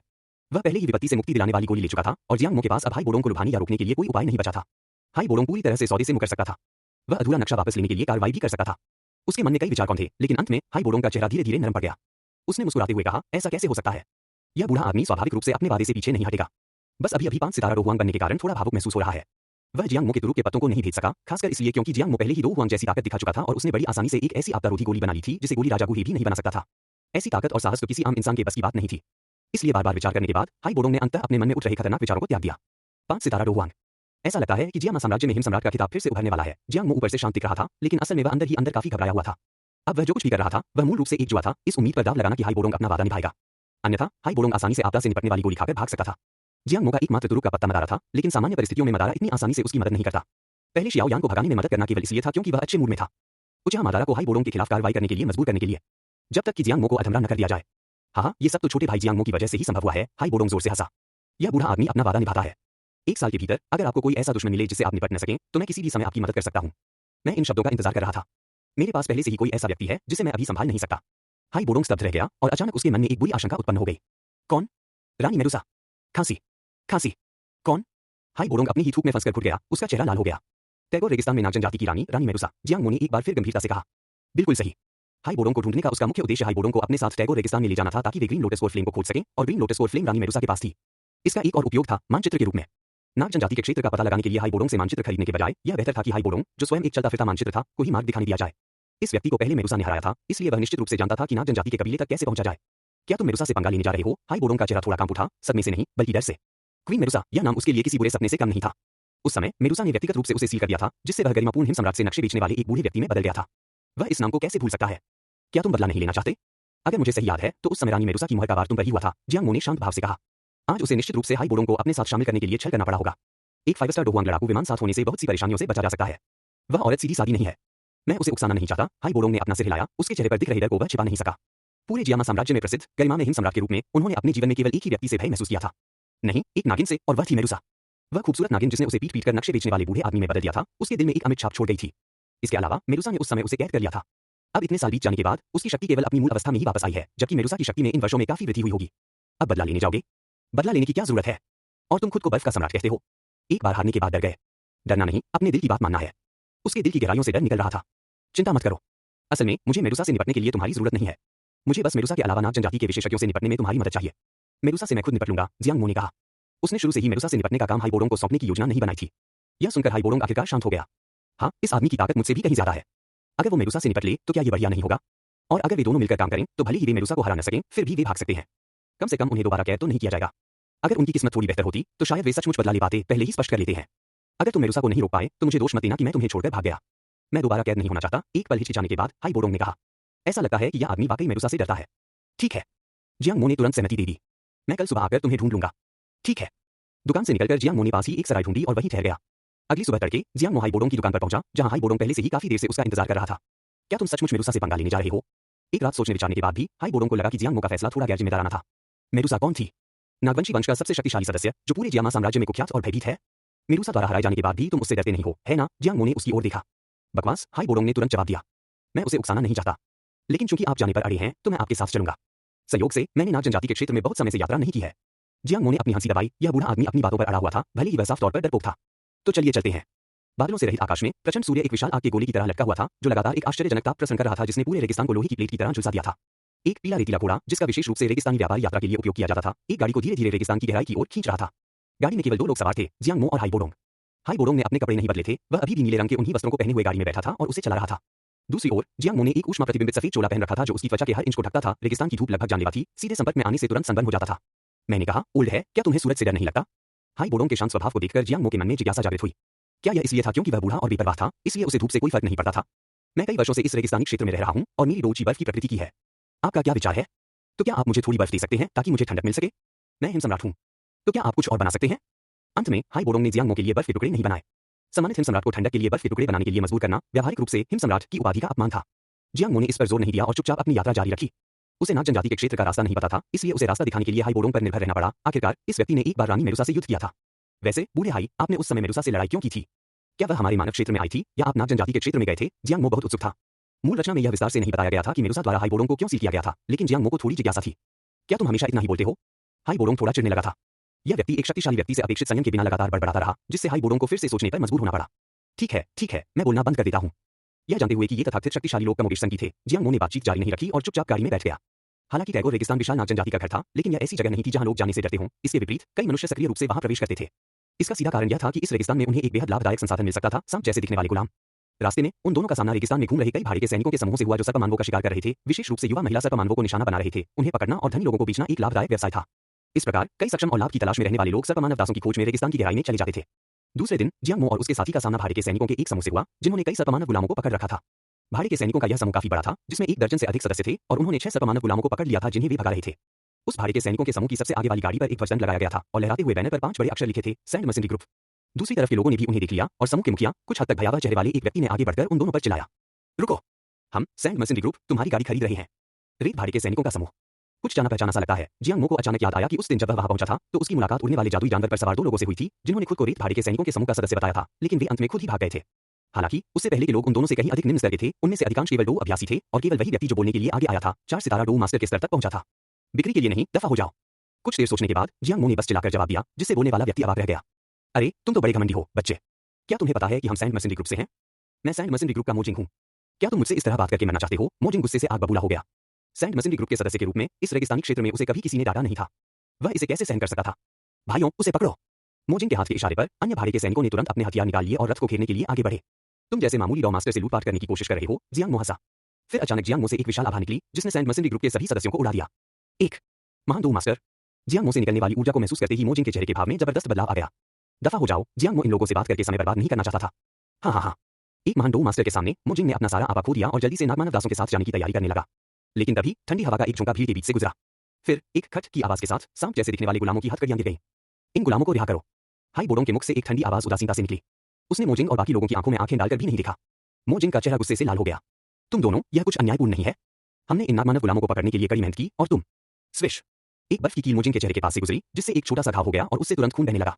मोजिंग की आवाज अचानक रुक गई क्योंकि उसके पूरे शरीर में एक सिरन दौड़ गई। अगर उस बर्फीले नुकीले टुकड़े का निशाना उसकी गर्दन होती, तो वह अब तक मर चुका होता। अगर तुम मरना नहीं चाहते तो तुरंत यहां से चले जाओ। गटक कर मोजिंग ने डर के मारे मुश्किल से निकलते हुए आखिरकार महसूस किया कि यह बूढ़ा आदमी और भी ज्यादा भयानक था। जाना। अंततः वह अनिच्छा से ही अपने अधीनस्थों के साथ वहां से जा सका। सांप जैसे दिखने वाले गुलामों को बचा लिया गया और वे तुरंत भाग गए। बूढ़े हाई, आपने उन सर्पमानव गुलामों को क्यों रिहा कर दिया? जियांग मो ने कुछ हैरानी से पूछा। उन्हें उम्मीद नहीं थी कि हाई बोडोंग अचानक हस्तक्षेप करेगा। बस मेरा मन हुआ कि इन्हें छोड़ दूं। सांप जैसे दिखने वाले गुलामों के बीच एक जानी पहचानी सी पीठ को देखते हुए हाई बोडोंग ने मन ही मन आह भरी और धीरे धीरे अपनी आंखें बंद कर ली। उसे इस हालत में देखकर जियांग मो समझ गया कि वह बात नहीं करना चाहता, इसलिए उसने आगे कोई सवाल नहीं किया और अपनी यात्रा जारी रखी। जियांग मो और दूसरा आदमी काफी देर तक रेगिस्तान में चलते रहे। आखिरकार उन्हें आगे ऊंचे नाग जनजाति के शहर की आकृति दिखाई दी। क्या यह नाग जनजाति का इलाका है? हम मेडुसा भी यहाँ है। हाई बोडोंग ने धीरे धीरे अपनी आंखें खोली। कई वर्षों से उनका नाग जनजाति के लोगों से कोई संपर्क नहीं था। एक बार फिर उनके क्षेत्र में पहुंचने पर उनका दिल कुछ भावनाओं से भर गया। तो चलिए सीधे एक ही झटके में पूरी ऊर्जा के साथ आगे बढ़ते हैं। दोनों की गाड़ी नागजनित शहर की ओर आगे बढ़ती रही। तभी एक काली छाया तेजी से आकाश में कौंध गई। यह एक विशालकाय उड़ने वाला जादुई जानवर था, जो जियांग मो के रथ से कहीं अधिक तेज था और यह जल्द ही नाग जनता के शहर के सामने रुक गया। उड़ने वाले जादुई जानवर के ऊपर सवार लोग स्वाभाविक रूप से गुहे और उनके साथी थे। मैं गुहे हूं और मैं किसी खास मामले पर रानी मेडुसा से मिलने आया हूं। एक गर्म भारी आवाज रेगिस्तान में गूंजी, जिससे पूरा शहर चौंक गया। असंख्य नागमानव रक्षक बाहर निकल आए और उन्होंने गुहे और अन्य लोगों पर विभिन्न प्रकार के धनुषाकार तीर तान दिए। यह नाम सुनकर हाई बोडोंग भी कुछ हद तक हैरान रह गया। पिल्किंग गुहे। क्या आपने कभी सोचा था कि वह यहाँ प्रकट होगा? हालांकि वे दोनों एक ही पीढ़ी के नहीं थे, फिर भी जियामा साम्राज्य के पिल्किंग के रूप में हाई बोडोंग ने उनके बारे में काफी कुछ सुना था। हालांकि हाई बोडोंग का ध्यान वास्तव में गुहे के डो वांग समूह पर नहीं, बल्कि काले वस्त्रधारी पुरुषों में से एक पर गया। वह व्यक्ति एक डो वांग विशेषज्ञ भी है और उस आभा के आधार पर यह क्लाउड मिस्ट संप्रदाय का होना चाहिए। क्लाउड मिस्ट संप्रदाय का एक लोहुआंग। मेरा अनुमान है कि यह क्लाउड मिस्ट संप्रदाय का वर्तमान संप्रदाय प्रमुख युन युन है। हे भगवान, ओल्ड हाई, क्या तुम चीजों का इतनी जल्दी विश्लेषण नहीं कर सकते? हाई बोडोंग की विश्लेषणात्मक क्षमता ने जियांग मो को पूरी तरह से विस्मित कर दिया। उन्होंने बस एक झलक देखी थी और दोनों पक्षों में से किसी ने अभी तक कुछ कहा भी नहीं था, लेकिन हाई बोडोंग ने युन युन को पहले ही पहचान लिया था। मैंने अतीत में क्लाउड मिस्ट संप्रदाय के साथ काफी काम किया है, इसलिए मैं स्वाभाविक रूप से उनके द्वारा विकसित की जाने वाली साधना तकनीकों से परिचित हूं, हाई बोडोंग ने कहा। हालांकि युन युन का खुद मेडुसा को ढूंढने आना कोई आसान बात नहीं है। पिल्किंग गुहे के साथ वे संभवतः टैगोर रेगिस्तान में स्थित स्वर्गीय ज्वाला के लिए यहां आए हैं और वह स्वर्गीय ज्वाला अब तक मेडुसा को मिल जानी चाहिए थी। जियांग मो बेहद प्रभावित हुआ। उन्हें इस बात का गंभीर संदेह था कि क्या हाई बोडोंग ने चुपके से स्क्रिप्ट पढ़ ली थी, उसे सब कुछ कैसे पता चला? क्या ऐसा हो सकता है कि हाई बोडोंग ही मुख्य पात्र था और वह सिर्फ एक सहायक किरदार था? मैंने इतने सालों तक नक्शे बेचे हैं, आखिर मुझे कुछ तो पता ही है, जियांग मो की प्रतिक्रिया देखकर हाई बोडोंग ने थोड़ा गर्व से कहा। जैसा कि उम्मीद थी, पुरानी अदरक वाकई में अधिक तीखी होती है। तो क्या तुम भी स्वर्गीय ज्वाला के लिए यहां आए हो? हाई बोडोंग ने तिरछी नजर से उसकी ओर देखा। लेकिन अब जब गुहे और युन युन भी आ चुके हैं, तो हो सकता है कि आप इसे हासिल न कर पाएं। चिंता मत करो, ओल्ड हाई। इस नाजुक समय में आपको बस मेरी मदद करनी है ताकि मैं उन्हें रोक सकूं। जहां तक स्वर्गीय ज्वाला प्राप्त करने की बात है, वह मेरा निजी मामला है। जियांग मो ने घबराकर अपने होंठ चाटे। मैं गुहे हूं, मुझे एक महत्वपूर्ण कार्य है और मैं रानी मेडुसा से मिलना चाहता हूं। गुहे की आवाज एक बार फिर शहर में गूंज उठी। नाग जनजाति के सभी विशेषज्ञ आ चुके थे। नाग जनजाति की नेता यूमी चिल्लाई, यह सोचकर ही बुरा लगता है कि तुम इंसानों ने यहां घुसपैठ करने की हिम्मत की। क्या तुम्हारा जियामा साम्राज्य हमारी नाग जनजाति से युद्ध करना चाहता है? ऐसा नहीं है। जैसा कि हमने कहा, हम केवल रानी मेडुसा से एक मामले पर चर्चा करना चाहते हैं। गुहे ने गर्मजोशी भरी मुस्कान दी, उनकी आवाज में शालीनता थी। ठीक उसी समय शहर की दीवार के ऊपर का स्थान अचानक थोड़ा विकृत हो गया। एक अत्यंत सुंदर और आकर्षक आकृति सबके सामने प्रकट हुई। उसके चेहरे की बनावट बेजोड़ थी और उसने बैंगनी रंग की सूती ऊन से बनी पोशाक पहनी हुई थी जो उसके सुडौल शरीर पर लिपटी हुई थी और एक हल्की सी मुक्ता बिखेर रही थी। पोशाक के नीचे बैंगनी रंग के सांप की पूंछ का एक हिस्सा धीरे धीरे लहरा रहा था, मानो उसमें जंगलीपन भरा हो। रानी मेडुसा। जैसे ही वह प्रकट हुई, उसने तुरंत वहां मौजूद सभी लोगों का ध्यान अपनी ओर आकर्षित कर लिया। गुहे और बाकी सभी लोग थोड़ा पीछे हट गए।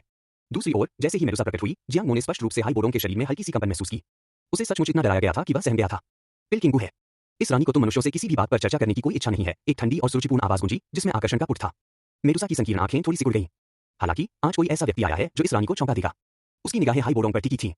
गुहे और अन्य लोगों ने भी उन दोनों को बहुत पहले ही देख लिया था और अब मेडुसा के शब्दों का अनुसरण करते हुए उन्होंने उनकी ओर देखा। युन युन ने भी उधर देखा। हाई बोडोंग को देखकर उसकी काली पोशाक के नीचे छिपी आंखें थोड़ी सिकुड़ गईं। एक डू हुआंग विशेषज्ञ? वह कौन है? वह जियामा साम्राज्य के सभी डू हुआंग विशेषज्ञों को जानती थी, लेकिन स्पष्ट रूप से उसके सामने मौजूद व्यक्ति उन लोगों के दायरे में नहीं था जिन्हें वह जानती थी। फिर उसने अपनी नजर थोड़ी सी घुमाई और हाई बोडोंग के बगल में जियांग मो को देखा। हालांकि जियांग मो ने चौड़े वस्त्र पहने हुए थे, फिर भी युन युन को उससे एक परिचित आभा का आभास हुआ।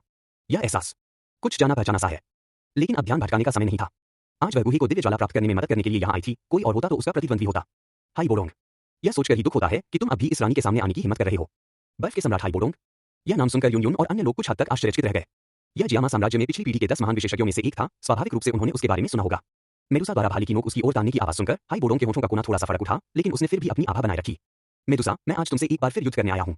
जियांग मो ने चुपचाप उसकी ओर देखा। यह आदमी पहले इतना ताकतवर नहीं था। सिर्फ तुम्हारे साथ। अगर इस रानी ने तुम्हें उस समय एक बार सील कर दिया था, तो मैं आज तुम्हें दूसरी बार सील कर सकती हूं, मेडुसा ने ठंडी सांस लेते हुए कहा। अगर तुम अपने असली शरीर में होते, तो मैं स्वाभाविक रूप से इतना घमंड करने की हिम्मत नहीं करता। लेकिन अभी तुम महज एक क्लोन हो, तुम्हें मुझे सील करने की ताकत नहीं है, हाई बोडोंग ने गहरी आवाज में कहा। उसने क्लोन के सामने ही इतना अहंकार दिखाने की हिम्मत की। एक क्लोन? यह सुनकर युन युन और बाकी सभी ने एक दूसरे की ओर देखा। हमला करो। रानी मेडुसा इस समय एक नाजुक मोड़ पर है और बेहद कमजोर है। दिव्य ज्वाला को हासिल करने का यही एकमात्र मौका है। अच्छा। गुहे और अन्य लोग भी बेहद दृढ़ थे और सीधे हमला करने के लिए आगे बढ़े। कई डू हुआंग विशेषज्ञों ने एक साथ हमला किया। युन युन अभिनय करते समय अपना कुछ ध्यान जियांग मो और दूसरे आदमी पर भी केंद्रित रखती थी। यहाँ प्रकट होने वाले ये दोनों भी निसंदेह दिव्य ज्वाला की तलाश में थे, इसलिए उसे सतर्क रहना होगा। क्या तुम अभिनय करने जा रहे हो? हाई बोडोंग ने जियांग मो की ओर देखा। जल्दी मत करो। गुहे और बाकी लोग नाग जनजाति के विशेषज्ञों को रोक सकते हैं।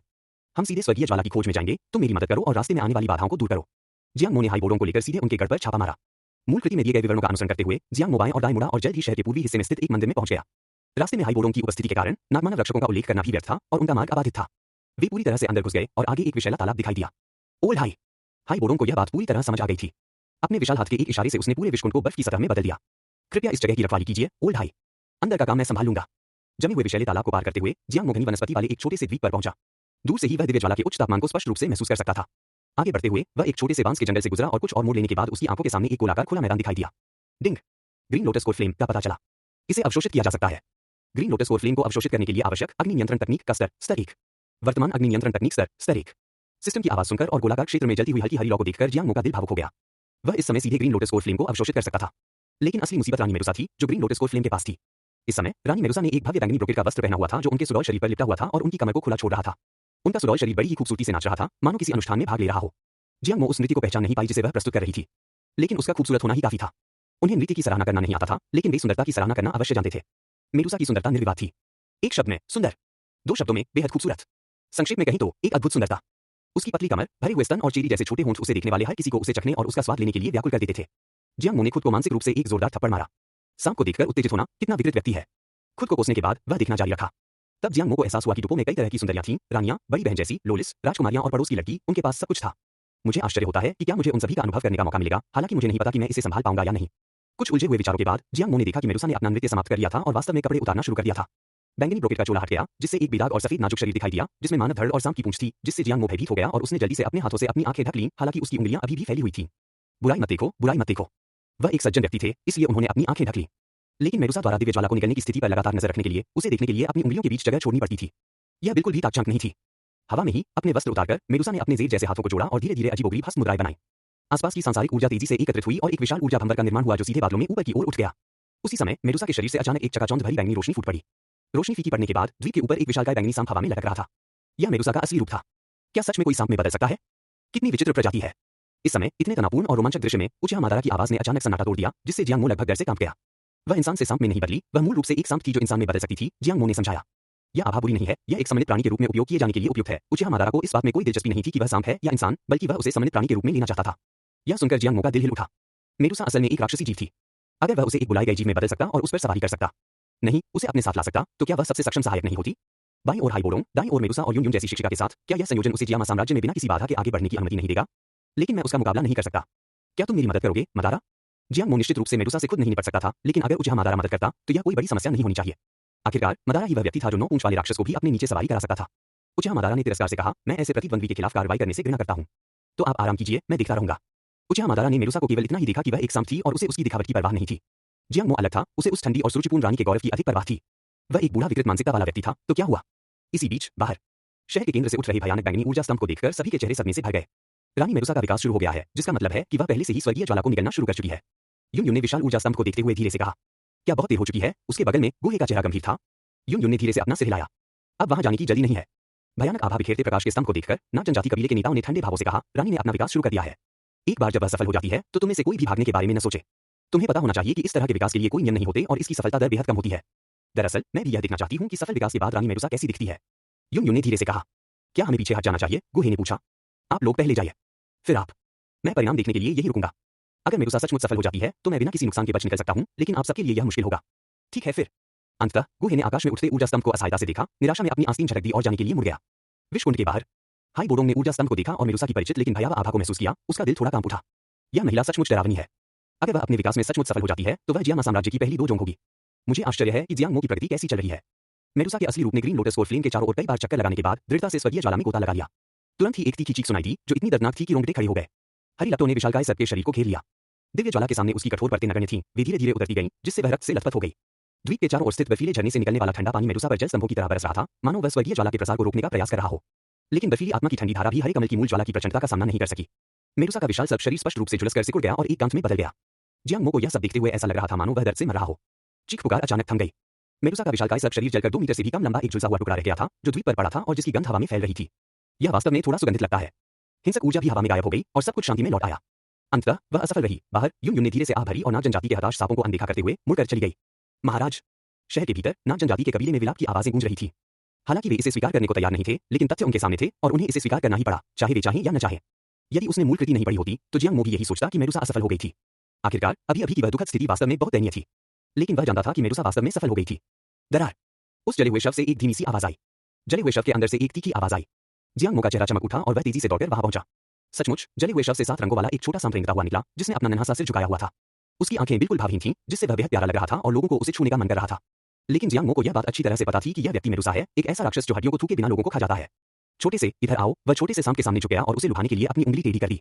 अचानक 7 रंगों वाले छोटे सांप ने फुफकार की आवाज के साथ आगे की ओर झपट्टा मारते हुए हमला कर दिया। सौभाग्यवश जियांग मो ने तेजी से प्रतिक्रिया करते हुए खुद को बचा लिया और काटने से बच गया। धिक्कार है, इतना आक्रामक। लेकिन जियांग मो को जल्द ही एहसास हुआ कि 7 रंगों वाला छोटा सांप उसके प्रति आक्रामक नहीं था, बल्कि पास में मौजूद हरे कमल के मूल ज्वाला के प्रति आक्रामक था। मेडुसा ने हरे कमल के मूल ज्वाला को सफलतापूर्वक परिष्कृत नहीं किया था और ज्वाला का बीज अभी भी वही पड़ा था। सब प्रकार के राक्षसी जीव स्वभाव से आग से डरते हैं और चूंकि इस दिव्य ज्वाला ने मेडुसा को भी परेशानी में डाल दिया था, इसलिए 7 रंगों वाला छोटा सर्प स्वाभाविक रूप से बहुत शत्रुतापूर्ण था। डिंग। ग्रीन लोटस कोर फ्लेम का पता चला। इसे अवशोषित किया जा सकता है। क्या आप हरित कमल की मूल ज्वाला को अवशोषित करना चाहते हैं? अवशोषित करना। जियांग मो ने तुरंत जवाब दिया। एक पल के लिए भी सोचना ग्रीन लोटस कोर फ्लेम का अपमान होगा। अवशोषित हो रहा है। सिस्टम और अग्नि नियंत्रण तकनीक के संयुक्त प्रभाव के तहत ग्रीन लोटस कोर फ्लेम आज्ञाकारी रूप से एक छोटे फ्लेम ग्रीन लोटस में संघनित हो गया, जो जियांग मो की हथेली में गिरा और उसके शरीर में विलीन हो गया। डिंग। मेजबान को ग्रीन लोटस कोर फ्लेम को सफलतापूर्वक अवशोषित करने के लिए बधाई। साधना का स्तर बढ़कर 5 स्टार डो मास्टर हो गया है। डिंग। दिव्य ज्वाला को सफलतापूर्वक अवशोषित कर लिया गया। अग्नि नियंत्रण तकनीक को रैंक 2 में अपग्रेड कर दिया गया है। नोट, अग्नि नियंत्रण तकनीक का रैंक जितना ऊंचा होगा, आग पर नियंत्रण उतना ही बेहतर होगा। टिंग, मिशन पूरा हुआ। इनाम प्राप्त, मंगेकियो शेरिंगन, उचिहा इटाची मॉडल। सिस्टम से लगातार आ रहे संदेशों को सुनकर जियांग मो बेहद प्रसन्न हो गया। ग्रीन लोटस कोर फ्लेम और मंगेकियो शेरिंगन दोनों प्राप्त कर लिए गए। यह मिशन पूरी तरह से सफल रहा। इसी बीच 7 रंगों वाला छोटा सांप, जो हरे कमल की मूल ज्वाला के प्रति शत्रुतापूर्ण था, ने अपना छोटा सा सिर उठाया और जियांग मो को ज्वाला को अवशोषित करते हुए देखकर उत्सुकता से उसकी ओर देखा। ऐसा प्रतीत होता था कि वह यह जानना चाहता था कि यह इंसान आग से क्यों नहीं डरता। छोटे बच्चे, डरो मत। इधर आना चाहते हो? मेरे पास अच्छी चीजें हैं। जियांग मो 7 रंगों वाले छोटे सांप के सामने फिर से नीचे झुक गया और हरे कमल की मूल ज्वाला का उपयोग करके अपनी उंगली की नोक पर एक शुद्ध ऊर्जा कमल के बीज को संघनित किया और धीरे से उसे सांप के सामने हिलाया। इस बार 7 रंगों वाले छोटे सांप ने उसे नहीं काटा। इसके बजाय उसकी नन्ही आंखें चमक उठीं और उसने कमल के बीज को एक ही झटके में निगल लिया। खाना खाने के बाद 7 रंगों वाले छोटे सांप को और खाने की इच्छा हुई। उसने अपना छोटा सा सिर उठाया, जियांग मो को सिर हिलाकर अभिवादन किया और फुफकारने जैसी आवाजें निकाली, मानो वह नखरे दिखा रहा हो। जियांग मो ने जरा भी संकोच नहीं किया और ग्रीन लोटस कोर फ्लेम का फिर से उपयोग करते हुए एनर्जी लोटस सीड्स को संघनित किया और उन्हें एक-एक करके उसमें डाल दिया। हरे कमल के मूल ज्वाला से शुद्ध रूप से संघनित कमल के बीज स्वाभाविक रूप से वास्तविक सहअस्तित्व वाले कमल के बीजों से तुलना नहीं कर सकते थे, इसलिए जियांग मो कंजूस नहीं था। हालांकि इन बीजों को संघनित करने के लिए उसे अपनी रोची का उपभोग करना पड़ा। अंत में 7 रंगों वाले छोटे सांप ने एक ही बार में लगभग 20 हरे कमल के बीज खा लिए, जिससे जियांग मो पूरी तरह से थक गया। अंत में 7 रंगों वाला छोटा सांप संतुष्ट हो गया। उसका कोमल शरीर लड़खड़ाया और मुड़ा, फिर नशे में धुत व्यक्ति की तरह गिर पड़ा। यह देखकर जियांग मो ने झट से उसे एक तरफ रख दिया और अपनी बाहों में समेट लिया। फिर वह पीछे हटने लगा और उसी रास्ते से वापस जाने लगा जिससे वह विषैले तालाब की ओर आया था और हाई बोडोंग को पुकारना नहीं भूला। बड़े हाई, चलो चलते हैं। जियांग मो को पूरी तरह से सुरक्षित बाहर आते देख हाई बोडोंग ने खुद को यह पूछने से नहीं रोका, मेड्यूसा कहाँ है? वह अभी बाहर नहीं आ सकती। चिंता मत करो। क्या तुमने उसके विकास में दखल दिया? हाई बोडोंग ने भौहें चढ़ाते हुए पूछा। अगर जियांग मो ने सचमुच मेडुसा के विकास में दखल दिया होता तो उसकी क्षमताएं वाकई बहुत जबरदस्त होती। मैंने नहीं किया। खैर, अब चलते हैं। जियांग मो ने लापरवाही से उसे टाल दिया। वह मेडुसा के विकास को रोकने में सक्षम नहीं था। दोनों तेजी से शहर के निकास की ओर बढ़े, लेकिन फिर भी उन्हें देख लिया गया। मुझे विश्वास नहीं हो रहा कि तुम अभी तक नहीं गए। रानी के विकास में बाधा डालने वाले तुम ही होगे। इन्हें मार डालो। नाग जनजाति के नेता यूमी और मोबासी दहाड़े और नाग जनजाति के विशेषज्ञों के एक समूह ने उन्हें घेर लिया। उन पर नजर डालते हुए जियांग मो शांत और संयमित रहा। बड़े हाई, क्या आप इन्हें संभाल सकते हैं? हम वापस आने के बाद मिलेंगे। मैं कर सकता हूँ। मेडुसा के अलावा वे कुछ भी नहीं है। अपनी ताकत आजमाने का यह अच्छा मौका है। ठंडी ऊर्जा एक बर्फीले भाले में बदल गई और हाई बोडोंग आगे बढ़ा और 8 महान नाग जनजातीय वंश के नेताओं से लड़ने लगा। इसी बीच जियांग मो ने इस अवसर का लाभ उठाते हुए तुरंत वहां से प्रस्थान कर दिया। 8 महान नेताओं के अलावा अन्य सर्वमानव जियांग मो को रोक नहीं सके। 5 स्टार डोमास्टर का दर्जा हासिल करने के बाद और उचिहा मादारा की शक्ति का 4% उधार लेकर वह तुरंत 6 स्टार ग्रेट डोमास्टर बन गया और पूरी यात्रा बिना किसी बाधा की पूरी की। घेराबंदी तोड़कर आगे बढ़ने के बाद जियांग मो को वह गाड़ी मिल गई जिसमें वह आया था और वह तुरंत वहां से निकल गया। उसके पीछे हाई बोडोंग अभी भी नाग जन कबीले के नेताओं के साथ पुनर्वास अभ्यास कर रहा था और जमकर लड़ रहा था। जियांग मो को उसकी कोई चिंता नहीं थी। हाई बोडोंग शायद 8 महान नेताओं को हराने में सक्षम न हो, लेकिन भाग निकलना निश्चित रूप से आसान होगा। जिस रास्ते से वह आया था उसी रास्ते से वापस गाड़ी चलाते हुए वह नाग जनजाति के शहर से तेजी से दूर चला गया। GN3W हाईली हा एक्सयूब्योगो। जियांग मो यात्रा के दौरान एक बेसुरी धुन गुनगुना रहा था। उसका मूड बेहद खुशनुमा था। उसने दिव्य ज्वाला प्राप्त कर ली थी, मंगेकियो शेरिंगन हासिल कर लिया था और यहाँ तक कि मेडुसा को भी बाहर ले आया था। रेगिस्तान की इस यात्रा का वर्णन केवल 2 शब्दों में किया जा सकता है। उत्तम। वहाँ बिल्कुल भी कोई बाधा नहीं थी। सौभाग्यवश वह इतना बुद्धिमान था कि उसने हाई बोडोंग को वश में कर लिया, जिससे वह बहुत सारी परेशानियों से बच गया। अचानक जियांग मो के दिल में एक अशुभ आशंका उत्पन्न हुई। उसने ऊपर देखा और आकाश में काले वस्त्र पहने एक व्यक्ति को तैरते हुए देखा। अरे बाप रे, वो कौन है? अचानक एक व्यक्ति के प्रकट होने से जियांग मो लगभग डर के मारे अधमरा हो गया था, लेकिन वह जल्दी ही शांत हो गया। वो आकृति, क्या वो सिस्टर यून हो सकती है? क्या मुझे किसी ने पहचान लिया? उसने जल्दी से अपने कपड़ों को ठीक किया। नहीं, वह अब भी सफेद चोगा पहने हुए था जो उसे पूरी तरह से ढक रहा था। उसे पहचानना नामुमकिन था। तभी यून आकाश से नीचे उतरी। जियांग मो ने तुरंत रथ रोक दिया। क्या कोई बात है? जियांग मो ने खांसते हुए जानबूझकर कर्कश स्वर में कहा। क्या आप वही व्यक्ति हैं जो अभी अभी हाई बोडोंग के साथ यात्रा कर रहे थे? यून की आवाज स्पष्ट, साफ और मधुर थी और जियांग मो ने इसे तुरंत पहचान लिया। बस थोड़ी सी ठंडक महसूस हो रही थी। हाई बोडोंग, आपने गलत व्यक्ति को पकड़ लिया होगा। जियांग मो ने संयम का दिखावा किया। चूंकि महामहिम हाई बोडोंग के साथ यात्रा करने में सक्षम थे, इसलिए आप कोई साधारण व्यक्ति नहीं होंगे। मैं यहाँ विशेष रूप से इसलिए रुका हूँ क्योंकि मैं महामहिम से परामर्श करना चाहता हूँ। परामर्श की कोई आवश्यकता नहीं है। आप 2 वांग के विशेषज्ञ हैं, जबकि मैं तो बस एक मामूली 2 वांग मास्टर हूँ। भला मैं आपसे प्रतिस्पर्धा करने की हिम्मत कैसे कर सकता हूँ? जियांग मो को शर्मिंदगी महसूस हुई। क्या यून का इतना अनजाना पहलू भी था? किसी को यात्रा के बीच में रोककर सिर्फ सलाह लेना? एक 3 स्टार डो वांग एक 5 स्टार डो मास्टर से सलाह लेना चाहती है? वह जरूर मजाक कर रही होगी। कोशिश करने पर ही पता चलेगा। जैसे ही उसने बोलना समाप्त किया, यून ने तुरंत हमला कर दिया। उसके हाथ में मौजूद नीली तलवार ने बिना किसी झिझक के उसकी ओर वार किया। वाह! यून ने बोलते ही तुरंत कार्रवाई की, अपनी तलवार आगे की ओर बढ़ाई, जिससे जियांग मो को मजबूरन गाड़ी से नीचे लुढ़कना पड़ा। ऐसा लगता है कि महामहिम जानबूझकर चीजें मुश्किल बनाने की कोशिश कर रहे हैं, जियांग मो ने कर्कश और धीमी आवाज में कहा। आप इसे इस तरह से सोच सकते हैं। यून ने खुलकर यह बात स्वीकार की। अपने गोरे हाथ के हल्के से धक्के से टोची की एक विशाल लहर फूट पड़ी, जिससे तुरंत एक मोटी विशाल हवा की दीवार बन गई जो रेन फेंग की ओर दबाव डालने लगी। क्या वह सच में गंभीर है? उस विशाल पवन दीवार को देखकर जियांग मो को सिर दर्द होने लगा, लेकिन उसके पास इससे निपटने के अलावा कोई विकल्प नहीं था। उसने झट से अपना बायां हाथ मुट्ठी में बंद कर लिया और उसकी हथेली में बैंगनी लपटों का एक गुच्छा बन गया। एक झटके में बैंगनी लपटें पल भर में आग की एक विशाल लहर में बदल गईं जो तेजी से आगे बढ़ी। क्या यह नीलम पंख वाले शेर राजा की बैंगनी ज्वाला है? इस परिचित आभा को देखकर यून की पतली भौहें थोड़ी सिकुड़ गईं। वह पहले भी 2 बार नीलम पंख वाले शेर राजा से लड़ चुकी थी, वह गलती नहीं कर सकती थी। धमाका! आग की लहर और हवा की दीवार आपस में टकरा गईं, जिससे एक कान फाड़ देने वाली गर्जना उत्पन्न हुई। हालांकि बैंगनी ज्वाला सामान्य आग से कहीं अधिक शक्तिशाली थी, लेकिन उनकी शक्ति में अंतर स्पष्ट था। जियांग मो का हमला उसे रोक नहीं सका। हवा की दीवार लगातार उसकी ओर बढ़ती रही। वाह, वह इतनी ताकतवर है। तो चलिए, मैंने अभी जो ग्रीन लोटस कोर फ्लेम तैयार की है, उसकी शक्ति आजमाते हैं। दांत पीसते हुए जियांग मो की हथेली में धीरे-धीरे एक हरा अग्निकमल आकार लेने लगा। जैसे ही अद्वितीय ज्वाला प्रकट हुई, आसपास के क्षेत्र का तापमान अचानक कई स्तर बढ़ गया। यह एक अनोखी ज्वाला है। ग्रीन लोटस कोर फ्लेम को देखकर यून ने आखिरकार अपना कुछ संयम खो दिया और जियांग मो को देखते हुए उसकी निगाहें और भी गंभीर होती गईं। यह बुद्ध की क्रोध अग्नि कमल नहीं है, लेकिन जाओ। अपने हाथ में मौजूद हरे रंग के कमल को पूरी ताकत से उछालते हुए जियांग मो ने अपनी सारी उम्मीदें उसी पर टिका दी। बूम! ज्वलंत हरे कमल ने हवा की दीवार को तोड़ दिया। हरे कमल की मूल ज्वाला तुरंत चारों दिशाओं में फैल गई और उसकी अत्यधिक गर्मी ने अंततः उस हठीली हवा की दीवार को पिघला दिया। इस काम को पूरा करने के लिए वाकई एक अनोखी ज्वाला की जरूरत होती है। जियांग मो ने अभी राहत की सांस ही ली थी कि अगले ही पल यून भूत की तरह उसके सामने प्रकट हो गई। उसकी तलवार आगे की ओर टनी हुई थी। स्विश! इस धक्के की गति जियांग मो की प्रतिक्रिया समय से कहीं अधिक थी, लेकिन उसे वैसा दर्द नहीं हुआ जैसा उसने सोचा था। तलवार से उसे कोई चोट नहीं लगी, बल्कि उसके सिर से टोपी ही गिर गई। एक सुंदर परिष्कृत चेहरा प्रकट होता है। जियांग मो, क्या सच में तुम हो? युवक के चेहरे के हाव भाव स्पष्ट रूप से देखकर यून अंततः शांत नहीं रह सकी। हूं, तुम मुझे जानते हो? जियांग मो ने भ्रम का नाटक करते हुए 2 कदम पीछे हट गया। यून कुछ नहीं बोली। उसने बस अपनी टोपी उतार दी, जिससे उसका बेहद खूबसूरत चेहरा सामने आ गया।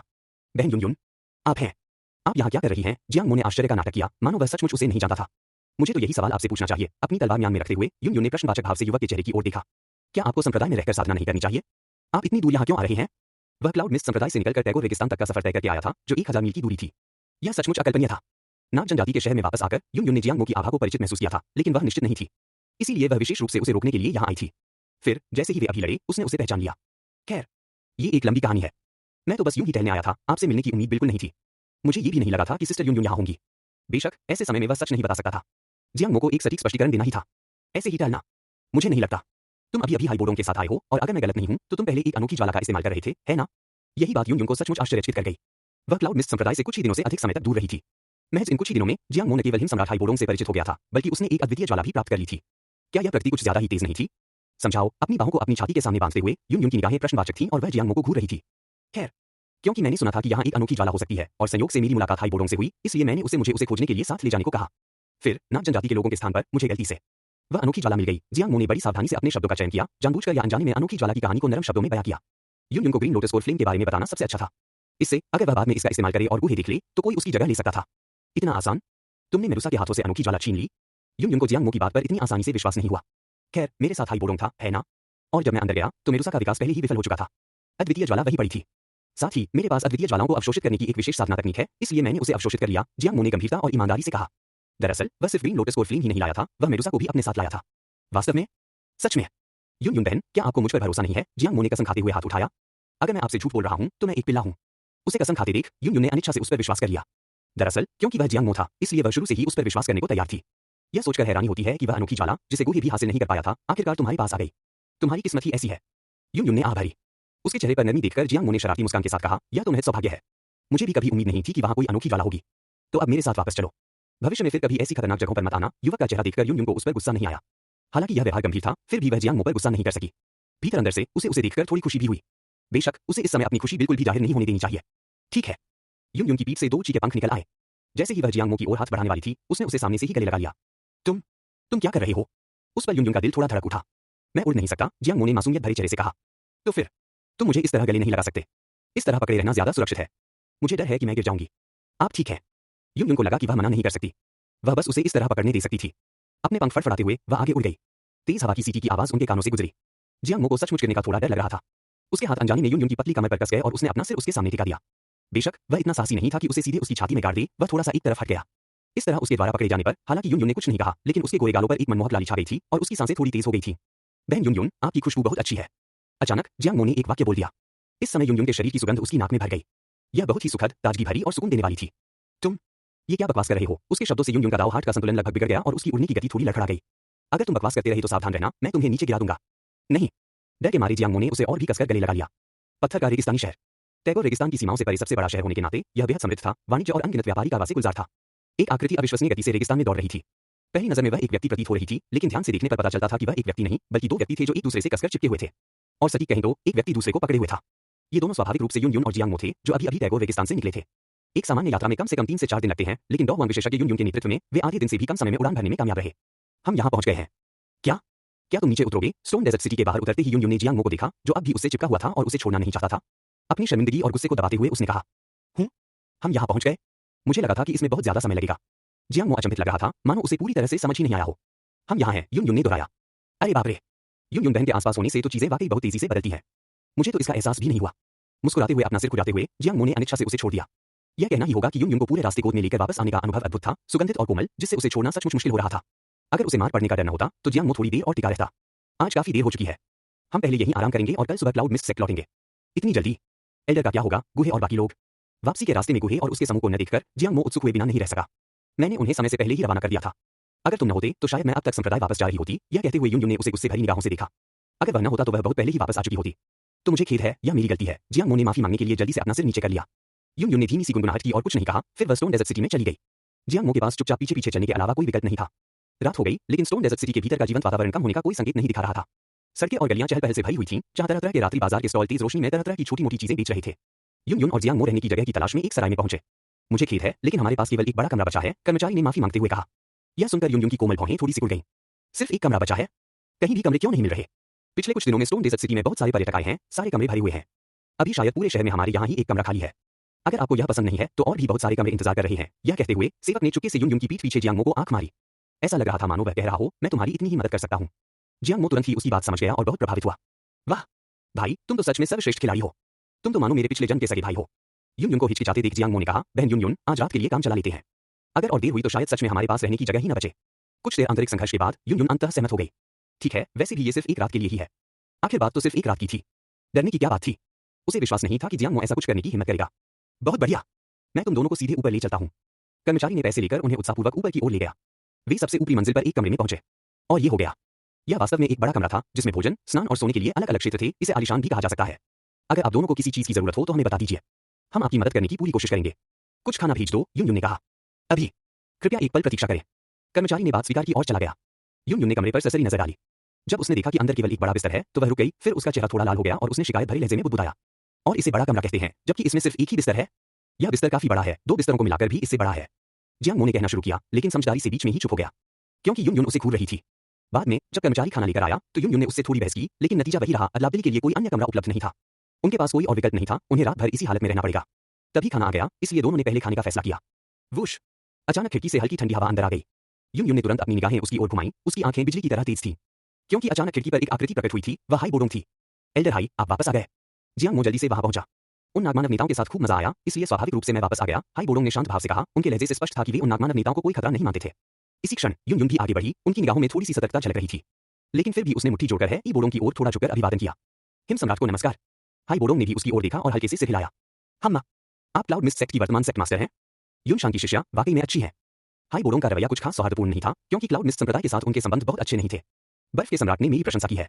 चूंकि हाई बोडोंग जियामा साम्राज्य की पिछली पीढ़ी के शीर्ष 10 विशेषज्ञों में से एक थी, यून शान की समकक्ष थी और उसकी ताकत यून से कहीं अधिक थी, इसलिए यून ने कुछ हद तक विनम्र रवैया बनाए रखा। बच्चे, क्या तुम्हें आगे कुछ और काम करना है? हाई बोडोंग ने अपनी नजर जियांग मो की ओर घुमाई। वह मुख्य रूप से जियांग मो को ढूंढने आया था।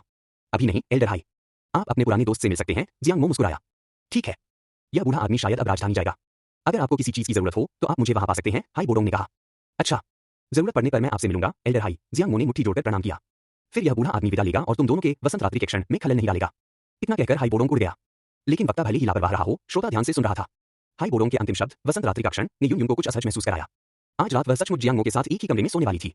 बहन यून, क्या आप आराम करने से पहले स्नान करना चाहती हैं? उसके कुछ हैरान चेहरे को देखकर जियांग मो ने उसे याद दिलाया। अगर तुम्हें नहाना है तो जाकर खुद नहा लो, यून ने थोड़ी दबी हुई आवाज में जवाब दिया। ओह! अपना सिर खुजाते हुए जियांग मो ने महसूस किया कि यून थोड़ी गुस्से में लग रही थी और उसने उसे और भड़काने का फैसला नहीं किया। इसलिए उसने आज्ञा का पालन करते हुए स्नान करने चला गया। रेगिस्तान में कई दिनों तक नहाए न रहने के कारण उसे पूरे शरीर में चिपचिपाहट और असहजता महसूस हो रही थी। उसे तुरंत नहाने की सख्त जरूरत थी। जियांग मो के नहाने के बाद जब वह बाहर आया तो यून चुप रही, थोड़ी झिझकती हुई सी लग रही थी, लेकिन फिर भी वह बाथरूम की ओर चल पड़ी। घबराहट। स्नान करने के बाद बाहर आने पर जियांग मो बेचैन था। मैं क्या करूं? आज रात हमें एक ही कमरे में सोना है। क्या मुझे कोमल होना चाहिए या मुझे निर्लज्ज होना चाहिए? अंदर यून के नहाने की आवाज साफ सुनाई दे रही थी। सिर्फ उसके नहाने की आवाज सुनकर ही उसका पूरा शरीर उबलने लगा। महज कुछ ही मिनटों में जियांग मो के दिमाग में लापरवाह व्यवहार के 1 दर्जन से अधिक परिदृश्य कौंध गए थे। क्रीक। बाथरूम का दरवाजा खुला और जियांग मो ने तुरंत उधर देखा। यून बाथरोब पहनकर बाहर नहीं आई, जैसा कि उसने कल्पना की थी, जिससे उसका शरीर आंशिक रूप से दिखाई देता। इसके बजाय उसने एक साधारण सुरुचिपूर्ण पोशाक पहन रखी थी। उसके गीले खूबसूरत बाल लहरा रहे थे। नहाने के बाद भाप से उसका चेहरा गुलाबी हो गया था, जिससे उसकी शाही शान कुछ कम हो गई थी और उसमें एक चंचल मोहक आकर्षण झलक रहा था। जियांग मो पूरी तरह से स्तब्ध रह गया। क्या देख रहे हो? जियांग मो की प्रतिक्रिया देखकर यून को मन ही मन थोड़ी खुशी हुई, लेकिन उसने जानबूझकर उस पर ठंडी सी गुरगुराहट भरी आवाज निकाली। अरे कुछ नहीं। यून बहन, आप बहुत खूबसूरत हैं। मैं तो बिल्कुल दंग रह गया, जियांग मो ने मूर्खतापूर्ण ढंग से कहा। उसकी सीधी सादी बातें सुनकर यून भी थोड़ी शर्मा गई। फिर उसने उसे घूरकर देखा। मीठी मीठी बातें करने वाला। सिर्फ ऐसा कहकर तुम आज की घटनाओं से बच नहीं सकते। मैं ऐसा कैसे कर सकता हूँ? सिस्टर यून, आप मुझे कभी भी दंडित कर सकती हैं। जियांग मो ने तुरंत अपनी गलती स्वीकार करने का भाव अपना लिया। कल जब हम संप्रदाय लौटेंगे तो मैं तुम्हें जरूर उचित दंड दूंगा। आज काफी देर हो चुकी है, चलो थोड़ा आराम कर लेते हैं। बोलते बोलते यून ने एक बड़ी जम्हाई ली और आलस भरी बिल्ली के बच्चे जैसी आवाज निकाली। उसकी भरी पूरी सुडौल छाती ऊपर उठी, जिससे जियांग मो का दिल चिंता से धड़कने लगा। इसलिए वह बिस्तर पर धड़ाम से बैठ गया। आप क्या कर रहे हो? यून एक नन्ही बिल्ली के बच्चे की तरह चौंक गई और तुरंत जियांग मो को गुस्से से घूरने लगी, मानो उसे डर हो कि वह कोई क्रूर हरकत कर सकता है। क्या आपने सोने के लिए नहीं कहा था? तुम जमीन पर सोगे। हूं? क्यों? यह बिस्तर इतना बड़ा है, मैं भी इस पर सोना चाहता हूँ। जियांग मो नाराज दिख रहा था। इतनी खूबसूरत महिला, उफ, उसके ठीक सामने इतना बड़ा बिस्तर, फिर भी वह उस पर सो नहीं सकता था। वह बहुत परेशान हो जाता। क्या तुम्हें समझ नहीं आता कि मर्द और औरत को एक दूसरे से दूरी बनाए रखनी चाहिए? उसे इस हालत में देखकर यून का मन किया कि उसे एक मुक्का मार दे। क्या इतना स्पष्ट प्रश्न पूछना अनावश्यक नहीं था? लेकिन हम इससे पहले गुफा में एक साथ सोए थे। जियांग मो की बातें सुनकर यून का चेहरा शर्म और गुस्से के मिले-जुले भाव से लाल हो गया और उसने डांटते हुए कहा, वो बात अलग थी। उस घटना का जिक्र दोबारा मत करना। उस समय जियांग मो के साथ हुए अपने घनिष्ठ संपर्क के बारे में सोचकर यून बेहद शर्मिंदा महसूस करने लगी। ठीक है। जियांग मो ने अपनी आंखें नीचे कर लीं, चुपचाप बिस्तर से एक तकिया उठाया, फिर यून की ओर पीठ करके फर्श के एक कोने में सोने के लिए बैठ गया। उसकी थोड़ी मुड़ी हुई पीठ बिल्कुल सड़कों पर भटकते हुए भिखारी जैसी लग रही थी। उसे इस हालत में देखकर यून के मन में थोड़ी झिझक हुई, लेकिन जब उसने उसके साथ सोने के बारे में सोचा, तो वह इसे सहन कर सकी। उसने दरवाजे का पर्दा नीचे गिरा दिया, कंबल से अपना चेहरा ढक लिया और जियांग मो की ओर देखना बंद कर दिया। आंखों से ओझल वस्तु को हम भूल जाते हैं। 3 मिनट, 5 मिनट, 10 मिनट बीते-बीते यून को बिल्कुल नींद नहीं आ रही थी। क्या ऐसा इसलिए था क्योंकि उसे पता था कि उसके कमरे में एक आदमी मौजूद है, या फिर इसलिए कि वह जानती थी कि जियांग मो ठंड से कांपते हुए कोने में अकेला बैठा है? बहरहाल, उसका दिल शांत नहीं हो रहा था। कई आंतरिक संघर्षों के बाद यून ने कंबल के नीचे से फर्श पर लेटे जियांग मो को देखा और धीमी आवाज में पूछा, जियांग मो, क्या तुम सो रहे हो? अगर जियांग मो ने 3 सेकंड के भीतर जवाब नहीं दिया, तो वह उससे फिर कभी बात नहीं करेगी। अभी तक नहीं। जियांग मो ने 1 सेकंड में जवाब दिया। यून को अचानक यह महसूस हुआ कि जियांग मो खास तौर पर उसके बोलने का इंतजार कर रहा था। उसके होठों से निकले शब्द लगभग उसके गले में ही अटक गए। लेकिन अपने होठों को दबाते हुए यून ने मच्छर की भिनभिनाहट जितनी धीमी आवाज में कहा, अगर जमीन ठंडी है, तो आप ऊपर आकर सो सकते हैं। जैसे ही उसने बोलना समाप्त किया, जियांग मो तुरंत बिस्तर पर उछल पड़ी। नरम गद्दा हिल गया और यून का दिल भी तेजी से धड़कने लगा। ये इतनी बड़ी-बड़ी हरकतें क्यों कर रहे हो? यून ने तुरंत उसे घूरकर देखा। उसे अचानक इस आदमी को बिस्तर पर आने देने का पछतावा हुआ। थोड़ा ज्यादा उत्साहित हो गया था। जियांग मो ने शर्मिंदा होकर अपना सिर खुजाया। तुम किस बात को लेकर उत्साहित हो? मैंने तुम्हें सोने के लिए जगाया है। बाकी किसी भी उलझी हुई बात के बारे में मत सोचो। कदापि नहीं। जियांग मो ने अपनी सत्यनिष्ठा की शपथ ली। जल्दी सो जाओ। कल सुबह जल्दी उठना। गुस्से से भरी एक गहरी सांस लेते हुए यून ने अपना शरीर दूसरी तरफ मोड़ लिया और कंबल को अपने चेहरे पर खींच लिया। वह इस आदमी से निपटना नहीं चाहती थी। जियांग मो मुस्कुराया लेकिन कुछ नहीं बोला और कंबल का दूसरा हिस्सा अपने ऊपर खींच लिया। कंबल बड़ा था, लेकिन वह एक ही था, इसलिए उन दोनों को उसे आपस में बांटना पड़ा। वह करवट बदलकर यून की पीठ की ओर देखने लगा। धीरे से सूंघते हुए उसकी नाक यून की मनमोहक और सुगंधित खुशबू से भर गई। दोनों में से किसी ने कुछ नहीं कहा और माहौल एकदम शांत हो गया। लेकिन यून को नींद आने में और भी ज्यादा परेशानी होने लगी। वह साफ तौर पर महसूस कर सकती थी कि जियांग मो उससे आधे मीटर से भी कम दूरी पर ठीक उसके बगल में सो रहा है। इस बारे में सोचते ही यून का दिल बहुत तेजी से धड़कने लगा। उसके गाल लाल हो गए। उसे बिल्कुल नींद नहीं आ रही थी। उसे उस आदमी को बिस्तर पर नहीं आने देना चाहिए था। उसे कमरे से बाहर निकाल देना चाहिए था। उफ, अगर नींद न आए तो क्या करूं? पहली बार यून को थोड़ी असमंजस की स्थिति का एहसास हुआ। सिस्टर यून, जियांग मो ने अचानक धीमी आवाज में पुकारा। क्या मैं सोते समय तुम्हें पकड़ सकता हूं? जियांग मो ने सीधे-सीधे कहा। ध्यान रहे, आम लोगों को इसका अनुकरण यूं ही नहीं करना चाहिए। यून का दिल लगभग गले तक आ गया था और उसने लगभग तुरंत ही मना कर दिया। नहीं। लेकिन यह केवल मौखिक इनकार था। उसने उसे लात मारकर दूर नहीं भगाया। जियांग मो को उम्मीद की किरण दिखाई देती थी। तो क्या हम हाथ पकड़ सकते हैं? तुम मेरा हाथ क्यों पकड़ना चाहोगे? इस बार यून ने सीधे तौर पर इनकार नहीं किया। उसके लहजे में झिझक थी, यहां तक कि थोड़ी सी उम्मीद भी। क्योंकि मैं तुम्हें पसंद करता हूं, जियांग मो ने बेबाकी से कहा। यह कहने के बाद वह खुद इतना घबरा गया कि उसका दिल जोर से धड़कने लगा। उनकी सीधी बात सुनकर यून का दिल और भी ज्यादा उथल-पुथल में डूब गया। वह सदमे और शर्म से भर गई। तुम मुझे पसंद नहीं कर सकते क्योंकि मैं तुम्हारी टीचर हूं। यून ने लगभग अपनी पूरी ताकत लगाकर यह बात कही। यह कहते ही उसकी सांस लगभग फूलने लगी। उसकी सांसें थोड़ी तेज चलने लगीं।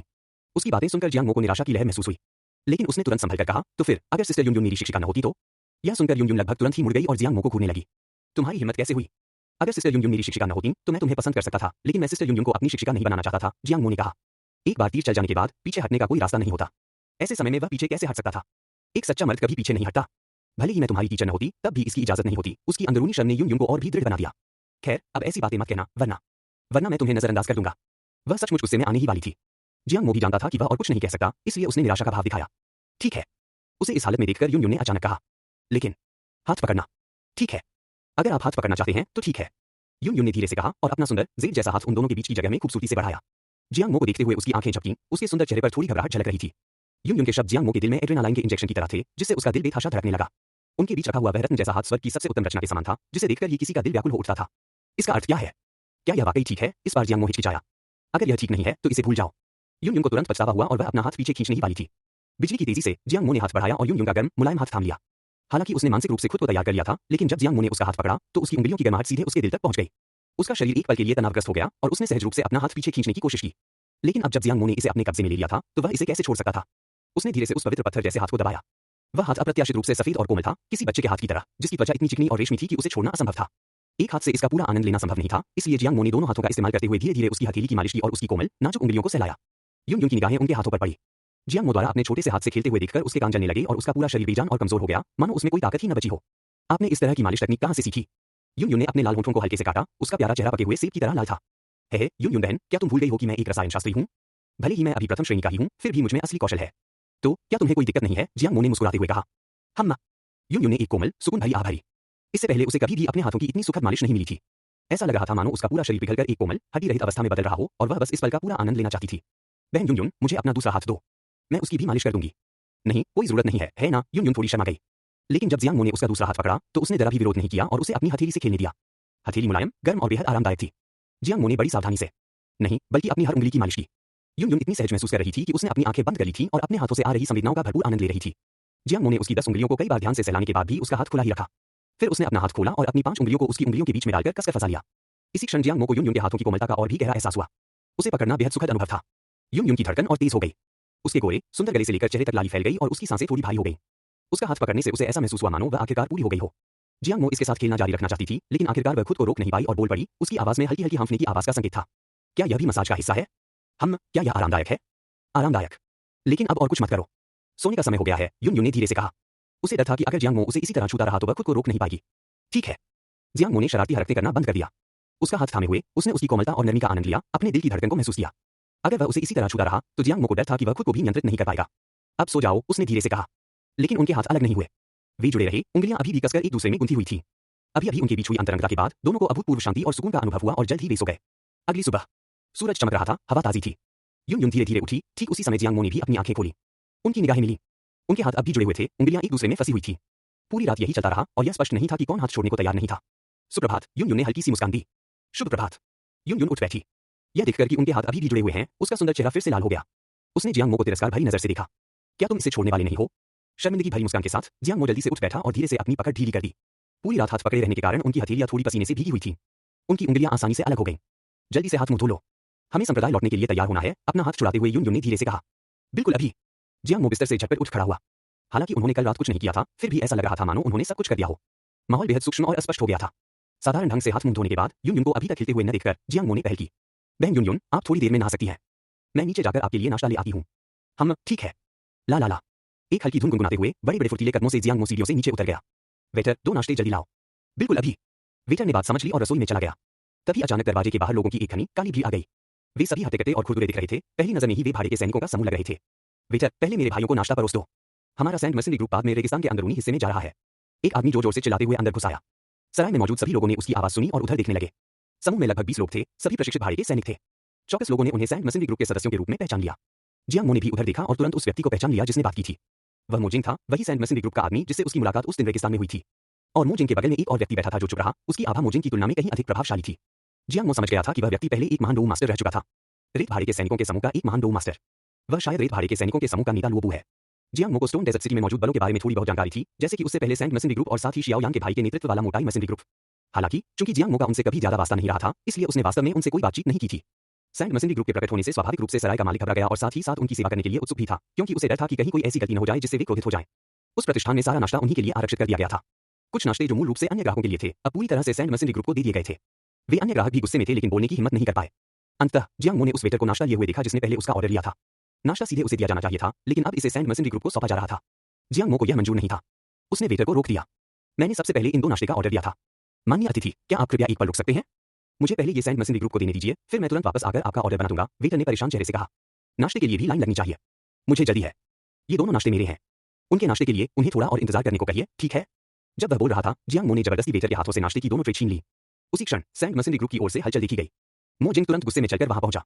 यह अज्ञानी बच्चा कहां से आ गया जो हमारे सैंड मर्सेंटरी ग्रुप से चीजें छीनने की कोशिश कर रहा है? क्या तुम जानते हो कि हम कौन हैं?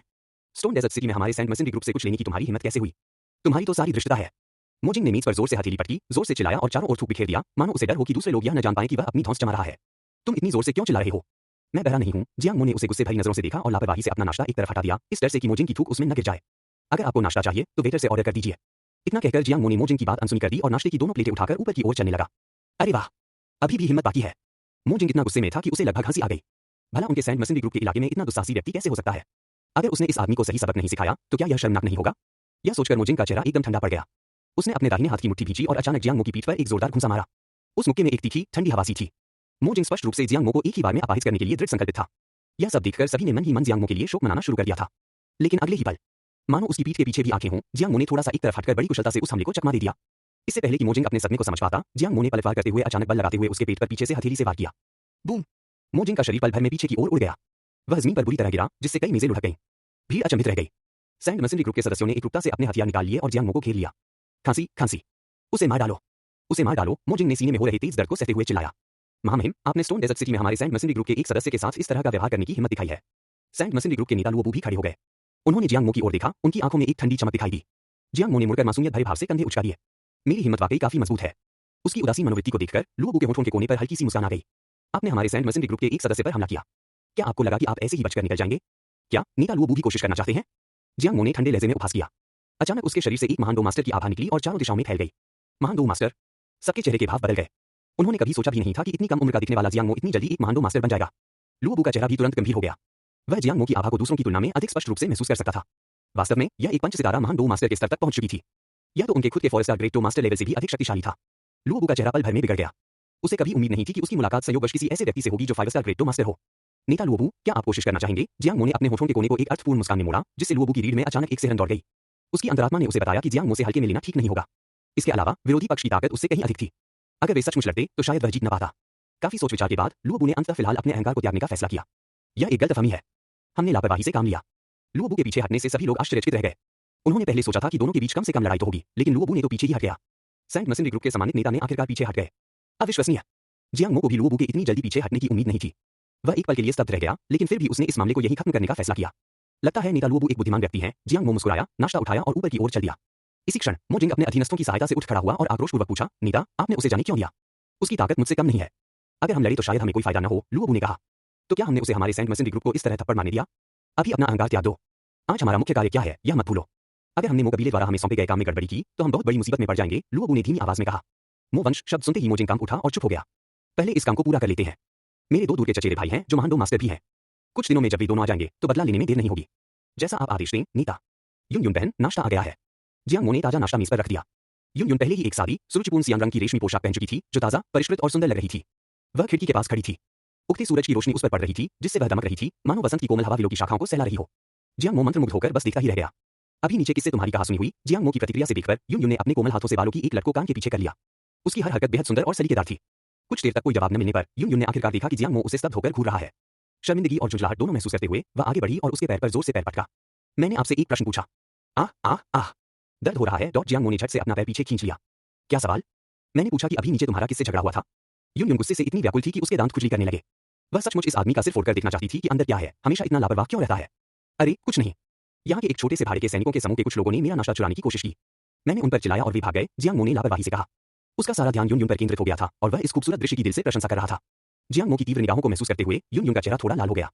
हालांकि उसने उसे डांटा नहीं। इसके बजाय उसने अपनी जीभ चटकाते हुए कहा, भविष्य में दूसरों के साथ टकराव से बचने की कोशिश करें। स्थानीय मामलों में दखल न दें। ठीक है। जियांग मो ने आज्ञाकारी भाव से सिर हिलाया, स्पष्ट रूप से उसका ध्यान कहीं और था। युन युन को बेशक पता था कि उसका ध्यान क्यों भटक रहा है, लेकिन यह जानते हुए कि जियांग मो उसे देख रहा है, उसने पाया कि वह गुस्सा नहीं कर पा रही थी। इसके बजाय उसे थोड़ी सी शर्म और अपने दिल में थोड़ी सी खुशी महसूस हुई। फिर पिछली रात के उनके अंतरंग मिलन को याद करते हुए उसका चेहरा और भी अधिक लाल हो गया। बहन युन युन, तुम्हारा चेहरा इतना लाल क्यों है? क्या तुम्हें बुखार है? जियांग मो को अचानक लगा कि उसमें कुछ गड़बड़ है। हैरानी से उसने हाथ बढ़ाकर उसका माथा छुआ। किसे पता था कि युन युन चौंक जाएगी, तुरंत पीछे हटकर उसे संदेह भरी नजरों से देखने लगेगी। तुम क्या करने की कोशिश कर रही हो? कुछ नहीं कर रही हो। सिस्टर युन युन, तुम्हें सच में बुखार हो सकता है। मुझे लग रहा है कि तुम कुछ अजीब व्यवहार कर रही हो। जियांग मो को और भी यकीन हो गया कि युन युन बीमार है। नहीं, ऐसी कोई बात नहीं है। जल्दी नाश्ता कर लो। काम खत्म होने के बाद हमें वापस जाना है। कुछ हद तक अपराधबोध महसूस करते हुए और जियांग मो की ओर देखने की हिम्मत न करते हुए युन युन ने जल्दी से अपना सिर नीचे कर लिया और नाश्ता खाने पर ध्यान केंद्रित किया। ठीक है। उसे हैरानी भरी नजरों से देखते हुए जियांग मो ने अंततः उसके माथे को छूने की जिद छोड़ दी और आज्ञाकारी ढंग से अपना नाश्ता समाप्त किया। खाना खत्म हो गया, हमें चलना चाहिए। जियांग मो को अपना कटोरा और चॉपस्टिक नीचे रखते देख युन युन ने ठीक समय पर अपनी बात कह दी। बहन युन युन, क्या आपको संप्रदाय में कोई जरूरी काम निपटाना है? जियांग मो ने सावधानी से पूछा। नहीं। तो फिर क्यों न हम इतनी जल्दी वापस न चलें? क्यों न हम यहाँ थोड़ी देर टहल लें? जियांग मो ने सुझाव दिया। बोलने के बाद उसने विशेष रूप से युन युन के चेहरे के भावों पर ध्यान दिया। लेकिन युन युन ने एक पल के लिए सोचा और तुरंत मना करते हुए कहा, नहीं, हम अब और टहल नहीं सकते। हमें जल्दी से संप्रदाय लौटना होगा। पंथ में कोई अत्यावश्यक काम नहीं है। वापस जाने की क्या जल्दी? वैसे भी हम यहाँ बहुत कमाते हैं। बिना देखे चले जाना व्यर्थ होगा क्या? जियांग मो ने अपनी दयनीय दलील शुरू की। और वैसे भी अभी तो बस हम दोनों ही हैं। हम जो कुछ भी करते हैं वह सिर्फ स्वर्ग, पृथ्वी और हम दोनों को ही पता है। हमारे अलावा कोई नहीं जानता कि हम कौन हैं। यह सुनकर कि वहाँ केवल वे दोनों ही हैं, युन युन ने मन ही मन स्वीकार किया कि वह वास्तव में कुछ हद तक आकर्षित हो रही थी। लेकिन वह अपनी बात पर अड़ी रही और बोली, नहीं, तुम्हें तो पहले संप्रदाय में ही रहना चाहिए था। तुम बहुत समय से बाहर हो, अब वापस जाने का समय आ गया है। लेकिन युन युन बहन, आप भी तो यहाँ हैं, है ना? आपके यहाँ होने से क्या आपको डर है कि मैं खो जाऊंगी? चलिए इसे गुरु और शिष्य के लिए एक छोटा सा प्रशिक्षण ही समझ लेते हैं। लेकिन युन युन पहले से ही हिचकिचाने लगी थी। वे दोनों ही थे, थोड़ा टहल रहे थे। लग रहा था कि ठीक रहेगा। चलो, बाहर निकलना बहुत कम होता है, थोड़ा आराम करते हैं। मौके का फायदा उठाते हुए जियांग मो तेजी से आगे बढ़ा, युन युन का कोमल जेल जैसा हाथ पकड़ा और बाजी अपने हाथ में ले ली। चल दर। इस तरह उसका हाथ खींचे जाने पर पिछली रात वाली झुंझुनी और कोमल अनुभूति उसके दिल में फिर से उमड़ आई, जिससे युन युन आश्चर्यजनक रूप से मना नहीं कर पाई और जियांग मो को उसका हाथ पकड़ने दिया। अपने पतले होठों को हल्के से काटते हुए उसकी आवाज भी नरम हो गई। बस थोड़ी देर के लिए। घूमने के बाद हमें संप्रदाय में वापस जाना ही होगा। ठीक है, बस थोड़ी देर के लिए। जियांग मो मुस्कुराया। नीचे सैंड मर्सेंट्री ग्रुप के लोग पहले ही जा चुके थे। हालांकि अभी भी कुछ लोग ऐसे थे जो जियांग मो को पहचानते थे, उनके चेहरे विस्मय के भाव प्रदर्शित कर रहे थे। आखिरकार स्टोन डेजर्ट सिटी जैसी जगह में एक महान डो मास्टर का काफी महत्व था। और जब यून यून सबके सामने प्रकट हुई तो सबकी सांसें अनायास ही थोड़ी अटक गईं, मानो उन्हें डर हो कि कहीं उनकी सांसें ही इतनी अद्वितीय सुंदर स्त्री को अपवित्र न कर दें। क्या ऐसी स्त्री केवल स्वर्ग के लिए ही बनी थी, जो नश्वर संसार में शायद ही कभी दिखाई देती थी? फिर भी यह महिला, जो बर्फीले पहाड़ पर खिले हिमकमल की तरह अप्राप्य होनी चाहिए थी, अब अपने सुंदर चेहरे पर हल्की सी लाली लिए हुए थी, क्योंकि उसका कोमल हाथ एक पुरुष द्वारा थामा हुआ था, जिससे वह और भी अधिक आश्चर्यजनक रूप से सुंदर लग रही थी। सराय में मौजूद लोगों की निगाहों को देखकर यून यून, जिसे इस तरह के ध्यान की लंबे समय से आदत हो जानी चाहिए थी और उसे अविचलित रहना चाहिए था, अब अपनी सामान्य शांति खो बैठी थी। यह सब इसलिए हुआ क्योंकि जियांग मो ने अभी भी उसका हाथ पकड़ रखा था। उनकी हथेलियों से निकलती गर्मी की लहरें उसके दिल तक उसे गर्माहट दे रही थीं, जिससे यून यून को अपने पूरे शरीर में गर्मी महसूस हो रही थी। उसे अपना हाथ पीछे खींच लेना चाहिए था, लेकिन किसी कारणवश जियांग मो के हाथ में एक जादुई शक्ति थी, जिसने उसके हाथ को अपनी ओर खींच लिया, जिससे उसके लिए हाथ हटाना असंभव हो गया और वह कमजोर और शक्तिहीन महसूस करने लगी। वह केवल जियांग मो को इस तरह अपना हाथ पकड़ने दे सकती थी। वैसे भी यहाँ उन्हें कोई नहीं जानता था। थोड़ा बहुत हाथ पकड़ना ठीक रहेगा, है ना? सूरज अभी कुछ देर पहले ही निकला था। सड़कों पर तापमान अभी ज्यादा नहीं था, टहलने के लिए एकदम सही माहौल था। उन दोनों का कोई निश्चित गंतव्य नहीं था, वे बस यूं ही सड़क पर टहल रहे थे। यून यून ने अपना सिर थोड़ा नीचे झुकाए रखा, चलते समय उनके जुड़े हुए हाथों को आगे पीछे हिलते हुए देखती रही, और उसका दिल भी उस गति के साथ काम रहा था। कितना अजीब है। सार्वजनिक रूप से इस तरह हाथ पकड़ना स्पष्ट रूप से जोड़ों द्वारा किया जाने वाला काम था, फिर भी वह अब जियांग मो के साथ ऐसा कर रही थी। उसे इस बात पर मुश्किल से ही विश्वास हो रहा था। खैर, यहाँ हमें कोई नहीं जानता। थोड़ा बहुत हाथ पकड़ना कोई बड़ी बात नहीं है। यह सामान्य बात है। यून यून ने इस तरह खुद को दिलासा दिया। बहन यून यून, वहाँ उन कलाबाजियों को देखो, कितनी अनोखी है। इसमें नया क्या है? राजधानी में भी तो ये है। तो अगली बार मैं तुम्हें वहां ले जाऊंगा। ठीक है, तो जब हम राजधानी लौटेंगे तो हम फिर साथ में टहलेंगे। यून यून को अचानक लगा कि कुछ गड़बड़ है। क्या वह जियांग मो के जाल में फंस गई थी? लेकिन इससे कोई फर्क नहीं पड़ा। उन्होंने कहा था कि वे टहलेंगे, और इसलिए वे सचमुच बिना किसी उद्देश्य के इधर-उधर भटकते रहे, लगभग कहीं रुके बिना धीरे धीरे आगे बढ़ते रहे। यून यून का सारा ध्यान उनके आपस में जुड़े हाथों पर केंद्रित था। हालांकि पिछली रात की तरह उंगलियां आपस में नहीं जुड़ी थीं, फिर भी उसका हाथ जियांग मो की गर्म हथेली में लिपटा हुआ था। लेकिन वह इससे काफी संतुष्ट थी। अचानक, मानो उसके विचारों को सुन लिया हो, यून यून ने महसूस किया कि जियांग मो की हथेली थोड़ी सी हिल गई है। उसने तुरंत ही जियांग मो की ओर नहीं बल्कि उसके हाथ की ओर सतर्कता से देखा। यून यून ने देखा कि जियांग मो ने धीरे से अपनी हथेली से उसकी बंद उंगलियों को खोला। पहले तो यून यून ने विरोध किया, लेकिन जियांग मो के दृढ़ संकल्प को सहन न कर पाने के कारण उसने थोड़ा बल लगाया और उसकी उंगलियों को खोल दिया। जियांग मो ने उसकी हथेली खोलकर धीरे धीरे अपनी पांचों उंगलियों को उसकी उंगलियों के बीच की खाली जगह में सटा दिया। यून यून की आंखें चौड़ी हो गईं। जियांग मो की गर्म उंगलियों को अंदर जाते देख उसका दिल जोर से धड़कने लगा। उसकी कोमल उंगलियां थोड़ी तन गईं, मानो वह जियांग मो को रोकना चाह रही हो। लेकिन इस समय उसका प्रतिरोध कमजोर और शक्तिहीन प्रतीत हो रहा था। जियांग मो ने बस हल्का सा बल लगाया और पूरी तरह से अंदर प्रवेश कर गया। फिर उसने धीरे से उनकी हथेलियों को पकड़ा, जो अब एक दूसरे से कसकर दबी हुई थी। यून यून की गोरी रत्न जैसी गर्दन से लेकर उसके सुंदर चेहरे तक लालिमा की एक लहर दौड़ गई। वह जियांग मो को डांटना चाहती थी, लेकिन जब उसने अपना मुंह खोला तो उसकी आवाज भी धीमी और कमजोर थी। तुम दोबारा कैसे खिलवाड़ कर सकते हो? उसकी आवाज बेहद कोमल थी, यहाँ तक कि उसमें हल्की सी कंपन भी थी। जियांग मो के कानों तक पहुंचते ही उसके दिल में मर्दाना गर्व की भावना जागृत हो उठी। उसने कुछ नहीं कहा, लेकिन अपने कार्यों से इसे साबित कर दिया। उसकी हथेली थोड़ी और कस गई और उसने यून यून के कोमल नाजुक हाथ को मजबूती से पकड़ लिया। उनकी हथेलियों से निकलने वाली झुलसा देने वाली गर्मी से यून यून के कानों की जड़ी भी लाल हो गई। उसका प्यारा चेहरा झुलस गया। बस, अब और नहीं। छेड़छाड़ मत करो, वरना मैं तुम्हें मारूंगा। उसने अपने पतले होठों को कसकर काट लिया। उसकी आवाज लगभग सुनाई नहीं दे रही थी। जियांग मो को उम्मीद नहीं थी कि यून यून इतनी संवेदनशील होगी कि वह हाथ पकड़ने को भी सहन नहीं कर पाएगी। इसलिए उसने उसे और परेशान नहीं किया, बस उनकी उंगलियों को एक दूसरे में फंसाए रखा और उसके साथ टहलना जारी रखा। यून यून को याद नहीं था कि उन्होंने बाकी का रास्ता कैसे तय किया। वह पूरी तरह से जियांग मो के नेतृत्व में थी। उसकी निगाहें केवल उनके जुड़े हुए हाथों पर टिकी थीं, उसका मन केवल अपनी ही बेतहाशा धड़कते दिल की आवाज सुन रहा था। कितना अजीब है। जाहिर है वह ऐसा नहीं करना चाहती थी, फिर भी जियांग मो के हाथ में होने के कारण वह मना नहीं कर सकी। ठीक कल रात की तरह वह असहाय होकर जियांग मो को अपने हाथ से खेलते हुए देखती रही। उसके मन में मना करने का विचार तो आया, लेकिन वह मना नहीं कर पाई। उफ, यून यून, ओ यून यून, तुम इतनी कमजोर इच्छा शक्ति वाली क्यों हो? वे दोनों चलते ही रहे, उन्हें यह भी नहीं पता था कि वे कहाँ भटक गए हैं। सामने के आंगन से अचानक भीषण लड़ाई की आवाज सुनाई दी और एक व्यक्ति हवा में उछलकर ठीक उनके सामने जा गिरा। उनके कदम तुरंत रुक गए। जियांग मो ने ऊपर देखा और आंगन के द्वार के टावर पर एक पट्टिका देखी। मोटाई भाड़े के सैनिकों का समूह। यह निसंदेह मोटाई भाड़े के सैनिकों के समूह का इलाका था। वे दोनों अनमने ढंग से चलते चलते यहाँ पहुंच गए थे। मोटाई भाड़े के सैनिकों का समूह इस समय बेहद उत्साहित था। धातुओं के आपस में टकराने की तेज आवाज गूंज रही थी, जिसे इसके बारे में ज्यादा जानकारी न हो। वह सोचेगा कि वे जश्न मनाने के लिए घंटे और ढोल बजा रहे हैं। बेशक वे अभी जश्न नहीं मना रहे थे। मोटाई मर्सेंट्री ग्रुप के परिसर के अंदर भाड़े के सैनिकों के दो अलग अलग समूह आपस में भिड़ चुके थे। तलवारें टकराईं और खून बहने लगा। उनका प्रतिद्वंदी कोई ऐसा व्यक्ति था जिसे जियांग मो पहचानता था। वह ठीक वही सैंड मर्सेंट्री ग्रुप था। और तो और इसका नेतृत्व स्वयं उनके नेता लुओबू ने किया था। सैंड मर्सेंट्री ग्रुप के पास लुओबू नाम का एक 4 सितारा महान डो मास्टर था, इसलिए उनकी ताकत पर स्वाभाविक रूप से कोई संदेह नहीं था। मोटाई मर्सेंट्री ग्रुप के दो नेताओं शियाओ यांग के सबसे बड़े और दूसरे भाई की बात करें तो वे केवल डो मास्टर थे, अभी तक ग्रेट डो मास्टर स्तर तक नहीं पहुंचे थे। जब दोनों पक्षों के बीच लड़ाई हुई तो लुओबू ने लगभग अकेले ही शियाओ डिंग और शियाओ ली को दबा दिया। लुओबू, क्या तुम हम पर पूर्ण युद्ध छेड़ने का इरादा रखते हो? हथियारों के टकराने की धातुई झंझनाहट के साथ शाओ ली की क्रोधित आवाज गूंजी। उसके हाथों में मौजूद लंबा भाला एक भयंकर सीटी की आवाज के साथ घुमाया जा रहा था। बिजली के गुणों वाली डोची की धाराएं बिजली की तरह चमक रही थीं, तेज और तीव्र। शाओ डिंग ने दोनों मुट्ठियों से हमला किया। उसकी मुट्ठियों की हवाएं भयंकर और प्रचंड थीं, जो शाओ ली के बिजली विशेषता वाली डोची से जरा भी कम नहीं थी। फिर भी अकेले लुओबू ने एक विशाल तलवार चलाते हुए उन दोनों को आसानी से संभाल लिया। इसके लिए आप मुझे दोष नहीं दे सकते। इसके लिए अपने मोटाई भाड़े के सैनिकों के समूह को दोष दें, जिनके पास बहुत सारी अच्छी चीजें हैं। कोई जानबूझकर नहीं चाहता कि आपका काम आसानी से हो जाए। लुओबू ने ठंडे लहजे में व्यंग्य किया। उसकी विशाल तलवार अलौकिक कुशलता से चल रही थी, जिससे शियाओ डिंग और शियाओ ली को बार बार पीछे हटना पड़ रहा था। बाकी लोग भी आपस में लड़ रहे थे। मूल रूप से महान डो मास्टर लुओबू के अलावा सैंड मर्सेंट्री ग्रुप में मोटाई मर्सेंट्री ग्रुप की तुलना में डो मास्टर स्तर के लोगों की संख्या कम थी। लेकिन आज सैंड मर्सेंट्री ग्रुप स्पष्ट रूप से पूरी तैयारी के साथ आया था, जिसमें कई और सहायक थे, जिनमें से कई डो मास्टर थे और यहाँ तक कि एक दूसरा ग्रेट डो मास्टर भी था। उनकी ताकत मोटाई भाड़े के सैनिकों के समूह से कहीं अधिक थी।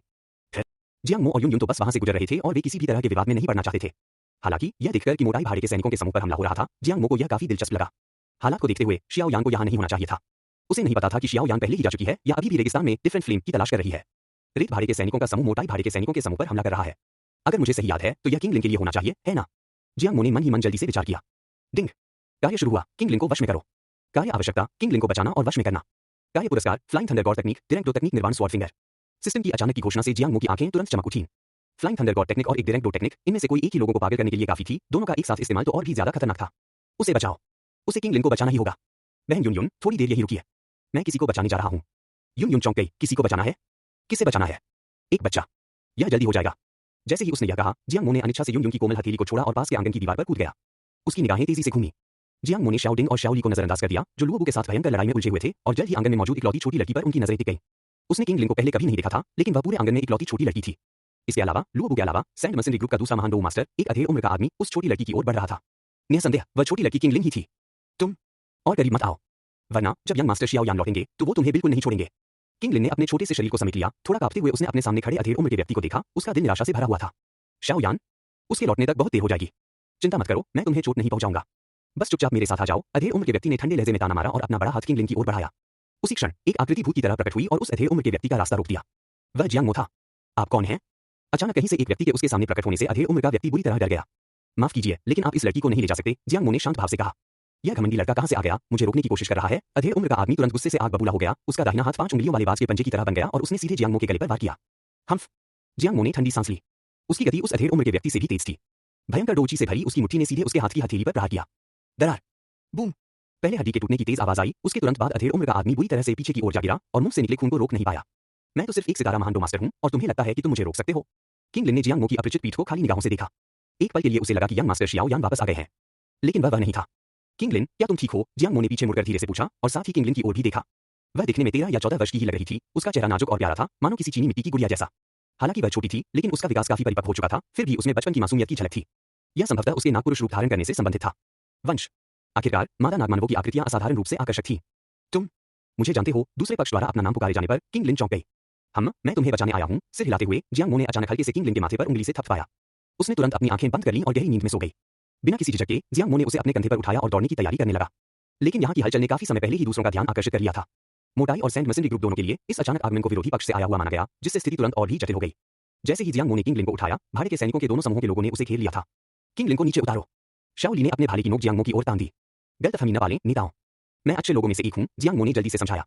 दरअसल मैं शियाओ यान का दोस्त हूं और खास तौर पर तुम्हारी मदद करने आया हूं। क्या तुमने नहीं देखा कि मैंने अभी सैंड मसनरी ग्रुप के एक महान डो मास्टर को मार गिराया है? पास खड़े लुओबू ने आखिरकार जियांग मो को पहचान लिया। तो ये तुम हो? तुम्हारी हिम्मत कैसे हुई हमारी योजनाओं को बर्बाद करने की? क्या तुम्हें सच में लगता है कि हमारा सैंड मसनरी ग्रुप तुमसे डरता है? हालांकि उसने यह कहा, लेकिन लुओबू का चेहरा अब भी कुछ हद तक गंभीर था। दूसरी तरफ अचानक एक और महान डो मास्टर आ गया था और उसने पहले ही उनके दूसरे महान डो मास्टर को हरा दिया था। पल भर में स्थिति पलट गई थी। अगर ऐसा है तो हम किंग लिंग को आपके हवाले कर देते हैं। बाकी सब लोग सैंड मसनरी ग्रुप को खदेड़ दो। जियाओ डिंग ने फिलहाल इस बारे में ज्यादा नहीं सोचा। लुओबू के जियांग मो के प्रति कहे गए शब्दों से उसे यकीन हो गया कि जियांग मो वाकई जियाओ यान का दोस्त है। किंग लिंग को उसकी सुरक्षा में सौंपना ठीक रहेगा। इस प्रकार उन्होंने एक बार फिर सैंड मसनरी ग्रुप से लड़ना शुरू कर दिया। क्या उन्हें सच में लगता है कि मैं शियाओ यान का दोस्त हूं? खैर, मैं पहले किंग लिंग को ले जा रहा हूं। जब शियाओ डिंग और शियाओ ली का ध्यान भटक गया तो जियांग मो ने मौके का फायदा उठाते हुए किंग लिंग के साथ जाने की तैयारी की। इसे रणनीतिक वापसी करार दिया जा रहा है। लेकिन जैसे ही वह प्रवेश द्वार पर पहुंचा, एक अप्रत्याशित घटना घटित हो गई। शियाओ यान वापस आ गई थी। जैसे ही जियांग मो जाने ही वाला था, उसकी मुलाकात एक पुराने परिचित शियाओ यान से हो गई। दुश्मनों के लिए तो यह रास्ता काफी संकरा है। शियाओ यान ने पहली नजर में ही जियांग मो को पहचान लिया और उसकी दूसरी नजर किंग लिंग पर पड़ी, जिसे जियांग मो अपनी गोद में लिए हुए था। फिर उसने अंदर शियाओ डिंग के समूह और लुओबू के बीच लड़ाई देखी। शियाओ यान तुरंत स्थिति समझ गया। उसने झट से अपनी पीठ से भारी जुआन रूलर निकाला, उसे सीधे जियांग मो की ओर करके गुस्से से दहाड़ा। तुम फिर आ गए? तुम किंग लिंग के साथ क्या कर रहे हो? उसे नीचे उतारो। यह उनकी तीसरी मुलाकात थी, लेकिन पहली 2 मुलाकातों के दौरान ही उनके बीच गहरी दुश्मनी पनप चुकी थी। शियाओ यान, हम फिर मिलेंगे। जियांग मो को इतनी जल्दी लौटते हुए शियाओ यान से मिलने की उम्मीद नहीं थी। ऐसा लग रहा था कि किंग लिंग के साथ चुपके से निकल जाना अब मुमकिन नहीं था। कहावत है कि जब दुश्मन आमने सामने आते हैं तो उनकी आंखों में नफरत की आग भड़क उठती है। किंग लिंग को भी छोड़ दें तो भी शियाओ यान जियांग मो को यूं ही जाने नहीं दे सकती थी। लड़ाई के लिए तैयार हो? जियांग मो अचानक मुस्कुराया और उसके हाथों ने तेजी से मुद्राएं बना ली। Multiple shadow clone jutsu. Poof poof poof. Jiang Mo ने एक ही बार में 1 दर्जन से अधिक शैडो क्लोन बनाए। प्रत्येक क्लोन ने एक किंग लिंग फहराया और फिर तेजी से अलग अलग दिशाओं में पीछे हट गया। भागने के बारे में सोचना भी मत। शियाओ यान ने अपना पैर जोर से पटका और अविश्वसनीय गति से आगे बढ़ा। उसके भारी भरकम शस्त्र ने वार किया और पलक झपकते ही लगभग आधे क्लोन नष्ट हो गए। यही तो असली शव है, याओ लाओ अचानक बोल पड़ा। शियाओ यान ने तुरंत लक्ष्य पर निशाना साधा। वह आगे बढ़ा और उसके हाथ में मौजूद भारी जुआन रूलर से प्रचंड ऊष्मा की लहर फूट पड़ी। ज्वाला विभाजन सुनामी शासक। अपने असली रूप को इतनी जल्दी उजागर होते देख जियांग मो की निगाहें और भी तीखी हो गईं। उसके सिस्टम स्पेस से एक लंबी तलवार उसके हाथ में प्रकट हो गई। 1000 गिरोह की तलवार। एक सियान रंग की तलवार की ऊर्जा तेजी से निकली और शाओ यान के भारी स्वान रंग के शासक से जोरदार टक्कर हुई। एक जोरदार धमाके के साथ जियांग मो कई कदम पीछे हट गया। फ्लेम स्प्लिटिंग सुनामी रूलर सचमुच अपने नाम के अनुरूप एक पृथ्वी-स्तरीय तकनीक है। यह मेरी प्रोफाउंड रैंक की निम्न श्रेणी की 1000 गैंग स्वॉर्ड से कहीं अधिक शक्तिशाली है। पहले मुकाबले में मामूली झटका लगने के बाद जियांग मो ने अपनी दर्द से भरी हथेली को हिलाया। जैसे ही शियाओ यान अपनी स्थिति का पूरा फायदा उठाने ही वाला था, याओ लाओ को कुछ गड़बड़ महसूस हुई। रुको, किंग लिन चली गई। याओ लाओ की बातों से जियाओ यान को एहसास हुआ कि किंग लिन किसी समय गायब हो गई थी। उसके क्लोन ने अराजकता का फायदा उठाकर किंग लिन को भगा ले गए होंगे। मुझे उम्मीद नहीं थी कि मैं भी धोखा खा जाऊंगा, याओ लाओ ने गंभीर स्वर में कहा। उसने सोचा था कि जियांग मो के असली शरीर की पहचान करना ही काफी है, उसे कभी यह अंदाजा नहीं था कि जियांग मो के क्लोन इस भ्रम का फायदा उठाकर किंग लिन को भगा देंगे। इससे याओ लाओ सचमुच हैरान रह गए। जब तक वह यहाँ है, उसे पकड़ने से स्वाभाविक रूप से हमें किंग लिन तक पहुंचने में मदद मिलेगी। इस समय जियाओ यान के मन में किंग लिन के लिए जरा भी ख्याल नहीं था। वह बस जियांग मो को सबक सिखाना चाहता था, पिछली 2 मुलाकातों की शर्मिंदगी को मिटाने के लिए। जैसे ही जियाओ यान लड़ाई जारी रखने के लिए तैयार हुई, अचानक एक अत्यंत शक्तिशाली आभा चारों ओर फैल गई, जिसने वहां मौजूद सभी लोगों को तुरंत वश में कर लिया। आडो हुआंग, याओ लाओ ने सबसे पहले इस उपस्थिति की शक्ति को महसूस किया। सभी ने तुरंत प्रवेश द्वार की ओर देखा और यून यून को अंदर आते हुए देखा। जियांग मो, क्या चल रहा है? अंदर मची अफरा-तफरी और हाथापाई को देखकर यून यून की कोमल भौहें थोड़ी सिकुड़ गईं। जियांग मो काफी देर से गायब थी और किसी अप्रिय घटना की आशंका से वह स्थिति को संभालने के लिए तुरंत अंदर पहुंची। बाकी लोग नहीं जानते थे कि अचानक प्रकट हुई यह खूबसूरत महिला कौन थी, लेकिन उससे निकलने वाले भयानक दबाव ने किसी को भी हद पार करने की हिम्मत करने से रोक दिया। हालांकि शियाओ यान और याओ लाओ ने उसे पहचान लिया। यह तो जादुई जानवरों की पर्वत श्रृंखला की वह दो हुआंग नाम की महिला है। वह सचमुच इस जियांग मो के साथ है। शियाओ यान का दिल बैठ गया। जब भी वे मिलते थे, जियांग मो हमेशा इतने प्रभावशाली लोगों से घिरा क्यों रहता था? एक छोटी सी दुर्घटना थी, लेकिन जल्द ही इसका समाधान हो जाएगा। जियांग मो ने उसे चिंता न करने का आश्वासन दिया, फिर शियाओ यान की ओर देखा। शियाओ यान, क्या तुम मुझसे सही मायने में द्वंद्व युद्ध करने की हिम्मत रखते हो? तुम अपनी शक्ति का प्रयोग करो और मैं अपनी। कैसा रहेगा? वह हमेशा से ही शियाओ यान को नापसंद करता था और उसके साथ निष्पक्ष लड़ाई चाहता था। हालांकि उनके पिछले संघर्षों में दोनों पक्षों ने बाहरी सहायता का इस्तेमाल किया था, इसलिए यह उनकी अपनी ताकत की सच्ची परीक्षा नहीं थी। मुझे बहुत खुशी होगी। शियाओ यान ने बिना सोचे समझे सहमति दे दी। इसी बीच याओ लाओ ने कहा, इस व्यक्ति की शक्ति में उतार चढ़ाव होता रहता है। मैंने भी इसे देखा है। वह डॉ वांग स्तर की शक्ति प्राप्त करने के लिए किसी न किसी विधि का उपयोग करता होगा। उसकी अपनी शक्ति संभवतः 6 स्टार ग्रेट डॉ मास्टर के स्तर के आसपास है। इसके अलावा उसके साथ वह डो हुआंग नाम की महिला भी है। अगर हालात वाकई बिगड़ते हैं तो मैं ज्यादा से ज्यादा सिर्फ तुम्हारी जान बचा सकता हूं।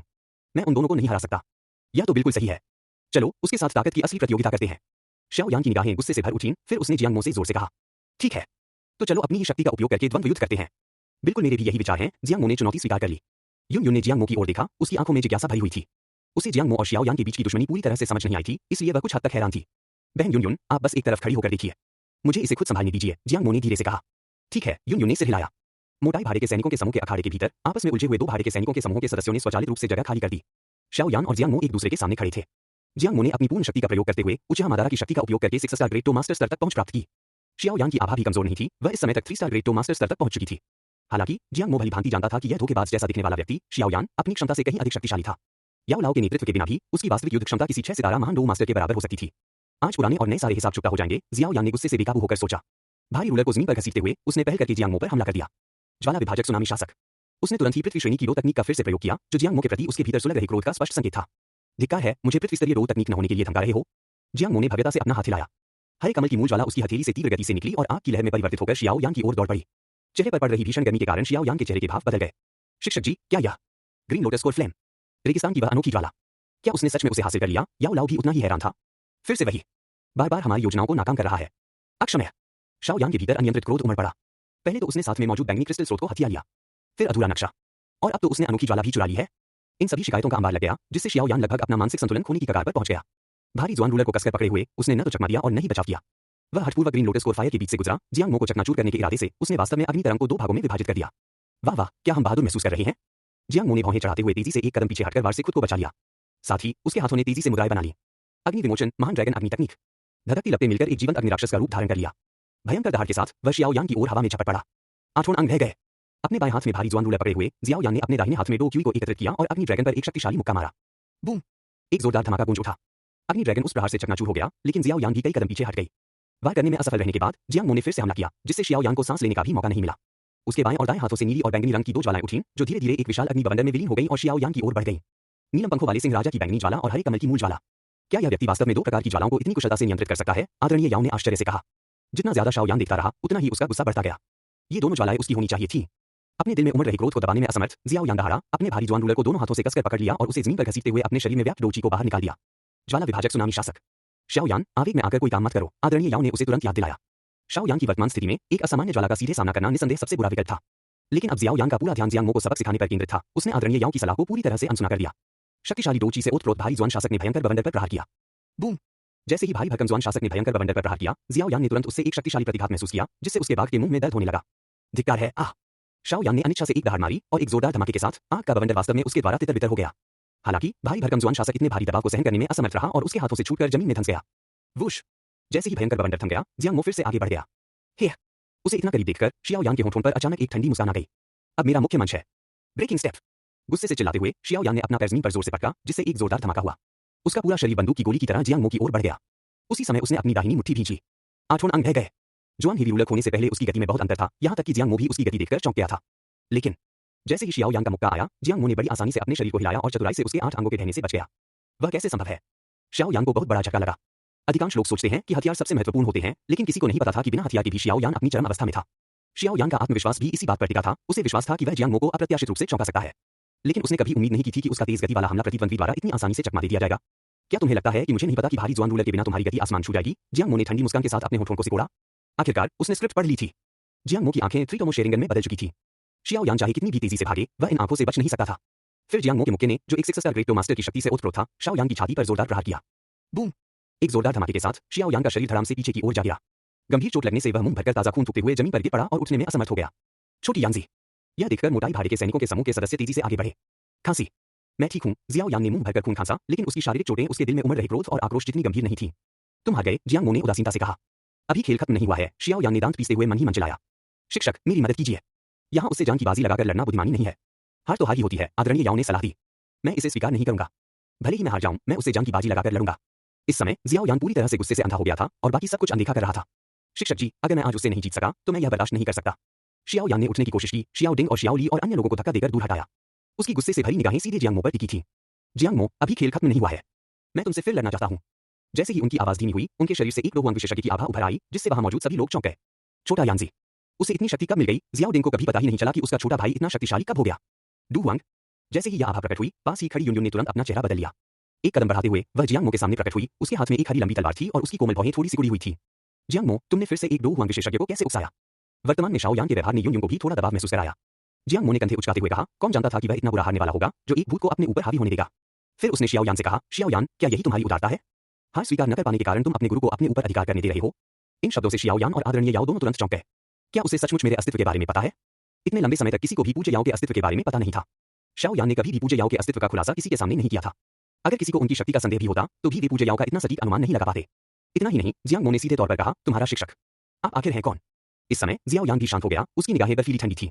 मैं कौन हूं यह महत्वपूर्ण नहीं है, लेकिन मैं आपको सलाह देता हूं कि आप सतर्क रहें। आखिरकार अगर आत्माओं के हॉल को आपके बारे में पता चल गया, तो इसके परिणाम अकल्पनीय होंगे। युन युन के साथ होने के कारण जियांग मो को इस बात का डर नहीं था कि आदरणीय याओ की अवस्था में शियाओ यान उसे धमका सकती है। इसके विपरीत अब वह शियाओ यान और आदरणीय याओ को धमकी दे सकता था। आत्माओं का हॉल शब्द सुनते ही जियाओ यान ने स्पष्ट रूप से आदरणीय याओ की आत्मा को अनियंत्रित रूप से कांपते हुए महसूस किया और तुरंत पूछा, शिक्षक जी, वह आत्माओं के हॉल से किन लोगों की बात कर रहे हैं? आपको अभी यह जानने की जरूरत नहीं है। आदरणीय याओ ने गहरी सांस ली और शियाओ यान के मुख से बोले, आप आखिर हैं कौन? आत्माओं के हॉल और उसके अस्तित्व के बारे में जानने के बाद जियांग मो निश्चित रूप से एक साधारण व्यक्ति नहीं था। मैं तो बस एक साधारण व्यक्ति हूं जिसके पास थोड़ी अधिक जानकारी है। जियांग मो का व्यवहार एक माहिर व्यक्ति जैसा शांत था। मैं आपके पूज्य याओ के अतीत के गौरव के बारे में भी जानता हूं, लेकिन अब आप केवल एक आत्मा शरीर हैं। आपकी शक्ति मात्र एक डाउ हुआंग के बराबर है। अत्यधिक आक्रामक होना अच्छी बात नहीं है। जब आदरणीय याओ ये 3 शब्द बोले गए, तो आदरणीय याओ पूरी तरह से अपना संयम खो बैठे। यह दिखने में साधारण सा युवक, जो मामूली रूप से ही आकर्षक था और अन्यथा सामान्य सा था, वास्तव में अपनी पहचान जानता था। वह निश्चित रूप से कोई साधारण व्यक्ति नहीं था। आदरणीय याओ के हृदय में आशंका का भाव फैल गया। शियाओ यान, यह व्यक्ति साधारण नहीं है। इसके साथ ज्यादा उलझना मत। आदरणीय याओ ने मन ही मन भरी। लेकिन उसके पीछे जो ताकत है, वह निश्चित रूप से सरल नहीं है। उन्हें जबरदस्ती उकसाने से केवल तबाही ही आएगी। आदरणीय याओ की बातें सुनकर शियाओ यान ने दांत पीस लिए, मुट्ठियां भींच लीं। उसे बिल्कुल भी यकीन नहीं हुआ। लेकिन आदरणीय याओ ने उसे हिलने नहीं दिया और वह खुद जियांग मो और युन युन का मुकाबला नहीं कर सकता था। क्योंकि यही स्थिति है, इसलिए हम पहले रवाना होंगे। जियांग मो ने संतुष्टि भरी मुस्कान बिखेरी और फिर युन युन के साथ चली गई। जाने से पहले उसने अचानक कहा, ओह, मैं आपको बताना भूल गया, मैं वास्तव में सैंड मशीनरी ग्रुप से नहीं हूं। इसके साथ ही वह और युन युन मोटाई भाड़े के सैनिकों के समूह के क्षेत्र से निकल गए। उस आखिरी वाक्य ने निसंदेह जियाओ यान को अपना गुस्सा लुओबू और सैंड मशीनरी ग्रुप के अन्य सदस्यों पर निकालने के लिए मजबूर कर दिया। आह! चीख पुकार गूंज उठी। अभी अभी वो हुआंग विशेषज्ञ कौन था? मोटाई भाड़े के सैनिकों के समूह को छोड़ने के बाद युन युन अंततः अपनी जिज्ञासा को दबा नहीं सकी और उसने पूछ लिया। जियामा साम्राज्य के लिए डो हुआंग विशेषज्ञ का होना कोई छोटी बात नहीं थी।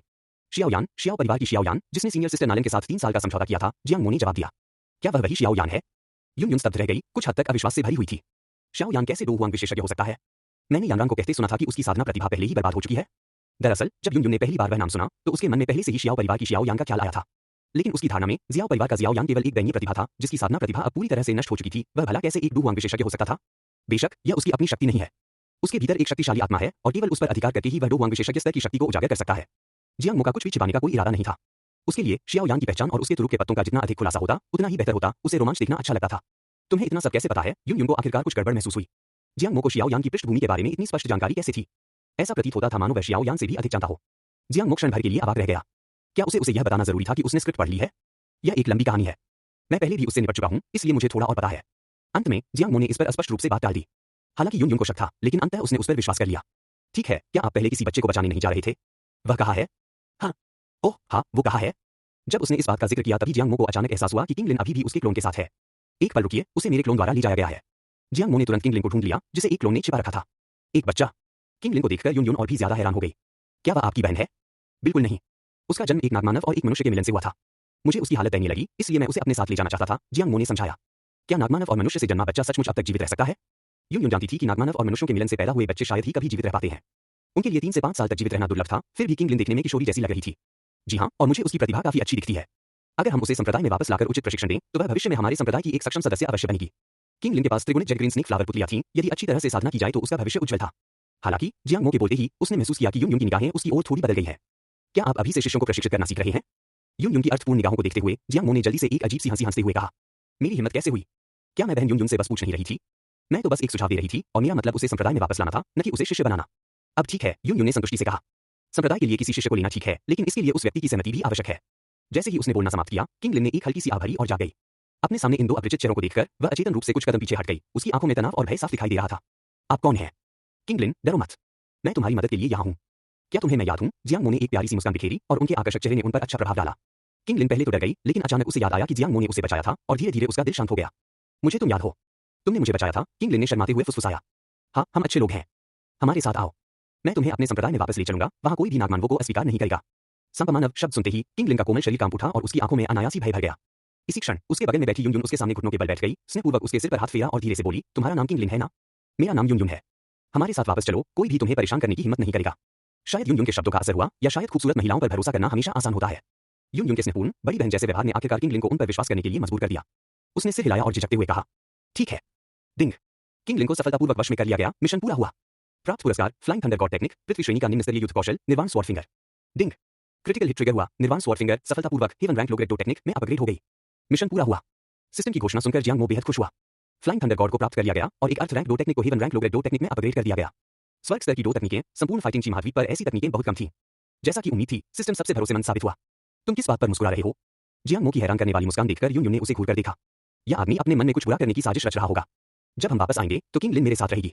उसके प्रति किसी भी प्रकार की बुरी भावना रखने के बारे में सोचना भी मत। स्वर्ग और पृथ्वी साक्षी हैं। मैंने कभी उसके प्रति बुरे इरादे कब रखे हैं? जियांग मो ने अपनी बेगुनाही का दावा किया। अच्छा होगा अगर तुम ऐसा न करो। अगर तुमने किया तो मैं इसे चूर चूर कर दूंगी, यून यून ने गुस्से से कहा। ठीक है, अब आप ठीक हो जाएंगे, वापस जाने का समय हो गया है। ठीक है, हम वापस चले जाएंगे, इतना चिल्लाने की क्या जरूरत है? जियांग मो ने मन ही मन मुंह बनाया, थोड़ा उदास महसूस करते हुए। हालांकि मिशन आखिरकार पूरा हो गया और यह अच्छा हुआ कि यून यून ने किंगलिन को अपने साथ रखा। इस तरह जियांग मो को इन मामलों के बारे में चिंता करने की जरूरत नहीं पड़ेगी। ग्रीन लोटस को फ्लेम प्राप्त कर लिया गया, मेडुसा को बहला फुसलाकर दूर ले जाया गया और किंगलिन को पकड़ लिया गया। अब वास्तव में करने के लिए और कुछ नहीं बचा था, इसलिए जियांग मो खुशी खुशी वापस लौट आया। हालांकि किंगलिन में एक अतिरिक्त व्यक्ति होने के कारण वे यून यून की सीधी उड़ान पर भरोसा नहीं कर सकते थे और उन्हें वापस उड़ने के लिए एक उड़ने वाले जादुई जानवर को खरीदना पड़ा। जी हाँ, एक खरीद लीजिए। क्लाउड मिस्ट संप्रदाय के संप्रदाय प्रमुख के रूप में यून यून ने अभी भी उतना ही निर्णायकता थी। उड़ने वाले जादुई जानवर पर सवार रहते हुए यून यून किंगलिन के कान में कुछ रहस्य फुसफुसा रही थी, संभवतः उसे कुछ सलाह दे रही थी और जानबूझकर जियांग मो को सुनने से रोक रही थी। पीछे से कोई भी बात सुन नहीं सकता था, इसलिए जियांग मो ध्यान लगाने के लिए बैठ गया। उनकी वर्तमान बुनियादी साधना 5 स्टार डो मास्टर स्तर की थी और वे शक्ति उधार लेकर 6 स्टार ग्रेड डो मास्टर स्तर तक पहुंच सकते थे। लेकिन यह पूरी तरह से अपर्याप्त था क्योंकि ग्रीन लोटस कोर फ्लेम को अभी तक ठीक से परिष्कृत नहीं किया गया था, अन्यथा उनकी साधना का स्तर एक और स्तर तक बढ़ जाना चाहिए था। इसके अलावा लौटने के बाद उसे और भी कई काम करने थे, जैसे कि रसायन विद्या। रसायन शास्त्री महाद्वीप का सबसे मूल्यवान पेशा था, इसलिए संसाधनों को बर्बाद नहीं किया जा सकता था। अब जबकि ग्रीन लोटस कोर फ्लेम प्राप्त हो चुका था और वह पहले से ही प्रथम श्रेणी का कीमियागर था, तो कीमिया का अभ्यास न करना पूरी तरह से व्यर्थ होगा। वह सोच रहा था कि ग्रीन लोटस कोर फ्लेम को अवशोषित करने के बारे में जानने के बाद गुहे की क्या प्रतिक्रिया होगी। उड़ने वाला जादुई जानवर यून यून ने जो खरीदा था वह स्टोन डेजर्ट सिटी में सबसे अच्छा था, थिक विंग्ड बर्ड से भी श्रेष्ठ। जियांग मो ने जब पहली बार आगमन किया तो हर पहलू में उसने घुड़सवारी की। उन्हें क्लाउड मिस्ट संप्रदाय में लौटने में केवल 3 दिन लगे। क्लाउड मिस्ट सेक्ट संप्रदाय में वापस आकर यून यून किंगलिन को संप्रदाय में प्रवेश की व्यवस्था करने के लिए ले गई। जियांग मो ने कुछ देर देखा, फिर अपने आंगन में लौट गया। जैसे ही वह आंगन में दाखिल हुआ, जियांग मो ने वहां एक महिला को खड़ी देखा। नालन यांगरान। जियांग मो के मन में तुरंत एक बुरा विचार आया। अगले ही पल नालन यांगरान ने उसके डर की पुष्टि कर दी। बिना एक शब्द कहे उसने अपनी तलवार निकाली और तलवार की तेज ऊर्जा सीधे जियांग मो के चेहरे की ओर बढ़ी। वरिष्ठ बहन, आइए इस बारे में बात करें, मारपीट न करें। नालन यांगरान की तलवार से बचते हुए जियांग मो ने जल्दी से चिल्लाया, तुम मुझे राजमहल में अकेला छोड़कर भाग गए। अब इसका हिसाब कैसे चुकाएंगे? नालन यांगरान का खूबसूरत चेहरा गुस्से से भरा हुआ था। उस दिन वह कृपापूर्वक जियांग मो के साथ शाही राजधानी में घूमने गई थी, लेकिन अंत में जियांग मो ने वास्तव में एक क्लोन के साथ उसे धोखा दिया था। उस समय उसने 2 दिनों तक शाही राजधानी में खोजबीन की, लेकिन अंत में खाली हाथ लौटी। इतनी गुस्से में थी कि उसके दांत किटकिटा रहे थे। वह हर दिन जियांग मो के लौटने का इंतजार कर रही थी, उसे कड़ा सबक सिखाने के लिए दृढ़ संकल्पित थी। अपने पूरे जीवन में यह पहली बार था जब किसी पुरुष ने उसे त्याग दिया था। वह जितना ज्यादा इसके बारे में सोचती, उतना ही ज्यादा उसका गुस्सा बढ़ता जाता। नालन यांगरान की हरकतें और भी ज्यादा उग्र होती गईं। कोई तकनीक नहीं, बस शुद्ध व्यक्तिगत द्वेष। वरिष्ठ बहन, मेरी बात ध्यान से सुनिए, यह एक गलतफहमी है, यह एक गलतफहमी है। लेकिन नालन यांगरान ने उसे समझाने का मौका बिल्कुल नहीं दिया, जरा भी दया नहीं दिखाई। उसके हाथ में तलवार की गति तेज होती गई, उसकी धार से जियांग मो की त्वचा में जलन होने लगी। अनजाने में जियांग मो ने पाया कि कुछ ही दिनों तक उससे न मिलने के बाद नालन यांगरांग की साधना वास्तव में एक सितारा महान दोषी के स्तर तक पहुंच गई थी। इसमें कोई आश्चर्य नहीं कि वह लड़ने के लिए इतनी उत्सुक थी। शायद उसे लगा होगा कि उसने बाधा को पार कर लिया है और वह फिर से सक्षम हो गई है। हालांकि नालन यांगरांग अब बिना किसी झिझक के सचमुच हमला कर रही थी। अगर वह सावधान नहीं रहता तो जियांग मो को संदेह था कि वह बिना सोचे समझे उसे मार डालेगी। यह सोचते ही जियांग मो की आंखें अचानक सिकुड़ गईं और थ्री टोमो शेरिंगन प्रकट हो गया। इसके तुरंत बाद जब नालन यांगरांग की तलवार सीधे आगे बढ़ी तो जियांग मो ने अचानक 2 उंगलियां बढ़ाई और क्लैंक की आवाज के साथ उसने लंबी तलवार को पकड़ लिया। वरिष्ठ बहन, बस करो, अगर तुम कोशिश करती रहोगी तो हाथ पार कर दोगी। लगता है पिछले कुछ दिनों में तुम फिर से मजबूत हो गए हो। अच्छा है, चलो मैं ठीक से जांच कर लेता हूं कि तुमने, छोटे भाई, ताकत में कोई प्रगति की है या नहीं। इस मुकाम तक पहुंचने के बाद नालन यांगरांग भला कैसे हार मान सकती थी। उसके शरीर के भीतर डोची का प्रवाह उमड़ रहा था और वह सारी ऊर्जा लंबी तलवार में समाहित हो रही थी जो जियांग मो की उंगलियों से मुक्त होने का प्रयास कर रही थी। लंबी तलवार से वापस आ रहे दबाव को महसूस करते हुए जियांग मो की आंखें थोड़ी सिकुड़ गईं और उसने अपनी उंगलियों से बल लगाया। क्लैंक। दरअसल उसकी उंगलियों से ही लंबी तलवार 2 टुकड़ों में टूट गई थी। नालन यांगरांग स्तब्ध रह गई, उसकी खूबसूरत आंखों में अविश्वास के भाव भर गए। फिर उसने तुरंत प्रतिक्रिया दी, अपने हाथ में मौजूद टूटी हुई तलवार को फेंक दिया, दोनों हथेलियां ऊपर उठाईं और लगातार जियांग मो पर वार करने की कोशिश की। उसे इतना परेशान करते देख जियांग मो भी थोड़ा चिढ़ गया। शुरू में तो इस मुकाबले को एक युवा महिला के गुस्से को शांत करने के रूप में देखा जा सकता था, लेकिन जियांग मो को बार-बार हराने में असफल रहने के बाद वह धीरे-धीरे बहती जा रही थी। जब तक वह जियांग मो के खिलाफ एक बार भी जीत हासिल नहीं कर लेती, तब तक शायद वह संतुष्ट नहीं होगी। लेकिन जियांग मो उस तरह का व्यक्ति नहीं था जो जानबूझकर हार जाए। बस काफी है। शारिंगन की दृष्टि शक्ति के तहत नालन यांगरांग की हरकतें धीमी गति की तरह थीं, जिन्हें जियांग मो ने स्पष्ट रूप से देखा। इसलिए जब उसने अपना दूसरा हाथ आगे बढ़ाया तो जियांग मो एक तरफ हट गया, उसका शरीर लचीलेपन से नालन यांगरांग के हाथ को पार कर गया और उसकी उंगली नालन यांगरांग की कलाई पर लगी। उसकी कलाई में झुनझुनी सी महसूस हुई, जिससे नालन यांगरांग की पतली सी भौहें तन गईं और फिर उसका बायां हाथ भी जियांग मो पर प्रहार करने की कोशिश करने लगा। लेकिन बाद वाला उसके पीछे से घूमकर आया और उसने नालन यांगरांग के दूसरे हाथ को लोहे के चिमटे की तरह पकड़ लिया। नालन यांगरांग को तो और भी ज्यादा अविश्वास था, उसका दाहिना हाथ भी जियांग मो पर वार करने की कोशिश कर रहा था जो उसके पीछे छिपा हुआ था। लेकिन इसमें कोई शक नहीं कि दूसरा हाथ भी जियांग मो ने पीछे से पकड़ लिया था। परिणाम स्वरूप दोनों का हाव भाव थोड़ा अजीब हो गया। जियांग मो ने नालन यांगरांग के दोनों हाथों को पीछे से पकड़ लिया, जिससे नालन यांगरांग की पूरी छाती आगे की ओर धकेल दी गई, जो कि बहुत ही शर्मनाक मुद्रा थी। नालन यांगरांग को भी अपनी वर्तमान स्थिति का एहसास हो गया था, अगर दूसरों ने उसे देख लिया तो वह बेहद शर्मिंदा होगी। मुझे छोड़ दो। जाने देने में कोई दिक्कत नहीं है, लेकिन आप मुझे परेशान करना बंद कर दें। मैंने आपको शाही राजधानी में धोखा देने के लिए पहले ही माफी मांग ली है। ठीक है, मैं तुम्हें माफ कर देती हूँ, बस मुझे छोड़ दो। जियांग मो ने उसकी बात पर विश्वास करना चुना। लेकिन जैसे ही उसने हाथ छोड़ा, नालन यांगरांग अपने वचन से मुकर गई। वह अचानक मुड़ी और दोनों हथेलियों से एक साथ प्रहार करते हुए जियांग मो की छाती पर जोर से वार किया। टकराना। जियांग मो हवा में उछलकर कमरे के दरवाजे से टकराई और उसे तोड़कर खोल दिया। खांसी, खांसी। जमीन पर गिरते हुए जियांग मो ने अपनी छाती पकड़ ली और जोर से खांसने लगा, उसके चेहरे पर दर्द साफ दिख रहा था। उसे इस हालत में देखकर नालन यांगरांग को ऐसा लगा जैसे उस पर ठंडे पानी की बाल्टी उड़ेल दी गई हो और उसके दिल में मौजूद शर्म और गुस्सा पल भर में शांत हो गया। इसके बजाय वह घबराकर हड़बड़ी में दौड़ पड़ी और जियांग मो की हालत देखने लगी। छोटे भाई, क्या तुम ठीक हो? मुझे माफ करना, मैंने कुछ ज्यादा ही बल प्रयोग कर लिया। सच तो यह है कि नालन यांगरांग वास्तव में जियांग मो को चोट नहीं पहुंचाना चाहती थी। शुरू में वह वास्तव में गुस्से में थी क्योंकि जियांग मो ने शाही राजधानी में उसे धोखा दिया था और दूसरी ओर हाल ही में ग्रेट टोमास्टर के पद तक पहुंचने के बाद वह केवल जियांग मो के साथ मुकाबला करना चाहती थी। लेकिन अभी जब वे लड़ रहे थे तो उसकी भावनाएं थोड़ी बेकाबू हो गईं और उसकी घबराहट भरी स्थिति के कारण उसने बिना किसी रोक-टोक के हमला कर दिया। उसका इरादा जियांग मो को चोट पहुंचाने का बिल्कुल नहीं था। अगर इससे सीनियर सिस्टर मुझे माफ कर देती हैं तो मुझे कोई पछतावा नहीं है। दरअसल वह बिल्कुल ठीक था, नालन यांगरांग के अभी किए गए हथेली के प्रहार से उसे जरा भी चोट नहीं आई थी। लेकिन अगर वह कोई समझौता नहीं करता तो जियांग मो का मानना था कि नालन यांगरांग के किरदार के साथ वह वास्तव में अंत तक डटी रहेगी। इसलिए बेहतर यही होगा कि वह कार्रवाई करे। और अभिनय का प्रभाव बहुत स्पष्ट था। नालन यांगरांग को सचमुच लगा कि उसने जियांग मो को चोट पहुंचाई है और उसके ठंडे सुंदर चेहरे पर तनाव और चिंता के कोई संकेत शायद ही दिखाई दिए। मैं तुम्हें एल्डर से मिलवाने ले चलूंगा। गुहे से कुछ दवाइयां ले आओ। कोई बात नहीं, यह छोटी सी चोट कुछ भी नहीं है, जब तक सीनियर सिस्टर अब नाराज नहीं है। मुझे अब गुस्सा नहीं है, मुझे अब गुस्सा नहीं है। जल्दी से मेरे साथ संप्रदाय के प्रमुख से मिलने चलो। अगर उसने वाकई जियांग मो को चोट पहुंचाई होती तो युन युन उसे बिल्कुल भी नहीं छोड़ती। अजीब बात है, जैसे ही सीनियर सिस्टर ने कहा कि वह नाराज नहीं है, मेरी चोट ठीक हो गई। नालन यांगरांग स्तब्ध रह गई, अचानक उसे एहसास हुआ कि जियांग मो ने उसे धोखा दिया है। तुमने मुझसे झूठ बोला। नालन यांगरांग इतनी क्रोधित थी कि उसने जियांग मो पर प्रहार करने के लिए अपना कोमल हाथ उठाया, लेकिन जियांग मो ने उसकी सुंदर कलाई पकड़ ली। वरिष्ठ बहन, आपने अभी कहा था कि आप गुस्सा नहीं हैं, फिर आप मुझे दोबारा क्यों मार रही हैं? तुम्हें मुझसे झूठ बोलने के लिए किसने कहा? मुझे फिर से गुस्सा आ गया है। मुझे छोड़ दो। मैं ऐसा नहीं करूंगा। जब तक तुम गुस्से में हो, मैं तुम्हें जाने नहीं दूंगा। दोनों के बीच गतिरोध की स्थिति बन गई थी। जियांग मो नालन यांगरांग की कलाई नहीं छोड़ रहा था और नालन यांगरांग ने खुद को छुड़ाने की बहुत कोशिश की, लेकिन वह सफल नहीं हो सकी। क्रोध में आकर उसने अचानक अपनी ताकत बढ़ाकर खुद को छुड़ाने की कोशिश की। जियांग मो को उम्मीद नहीं थी कि वह इतनी ताकतवर होगी। उसका हाथ पकड़े हुए उसका संतुलन बिगड़ गया और वे दोनों जमीन पर बुरी तरह गिर पड़े। नालन यांगरांग ने जियांग मो को दबाया, उसके कोमल होंठ जियांग मो के मुंह पर दब गए। दोनों ही स्तब्ध रह गए।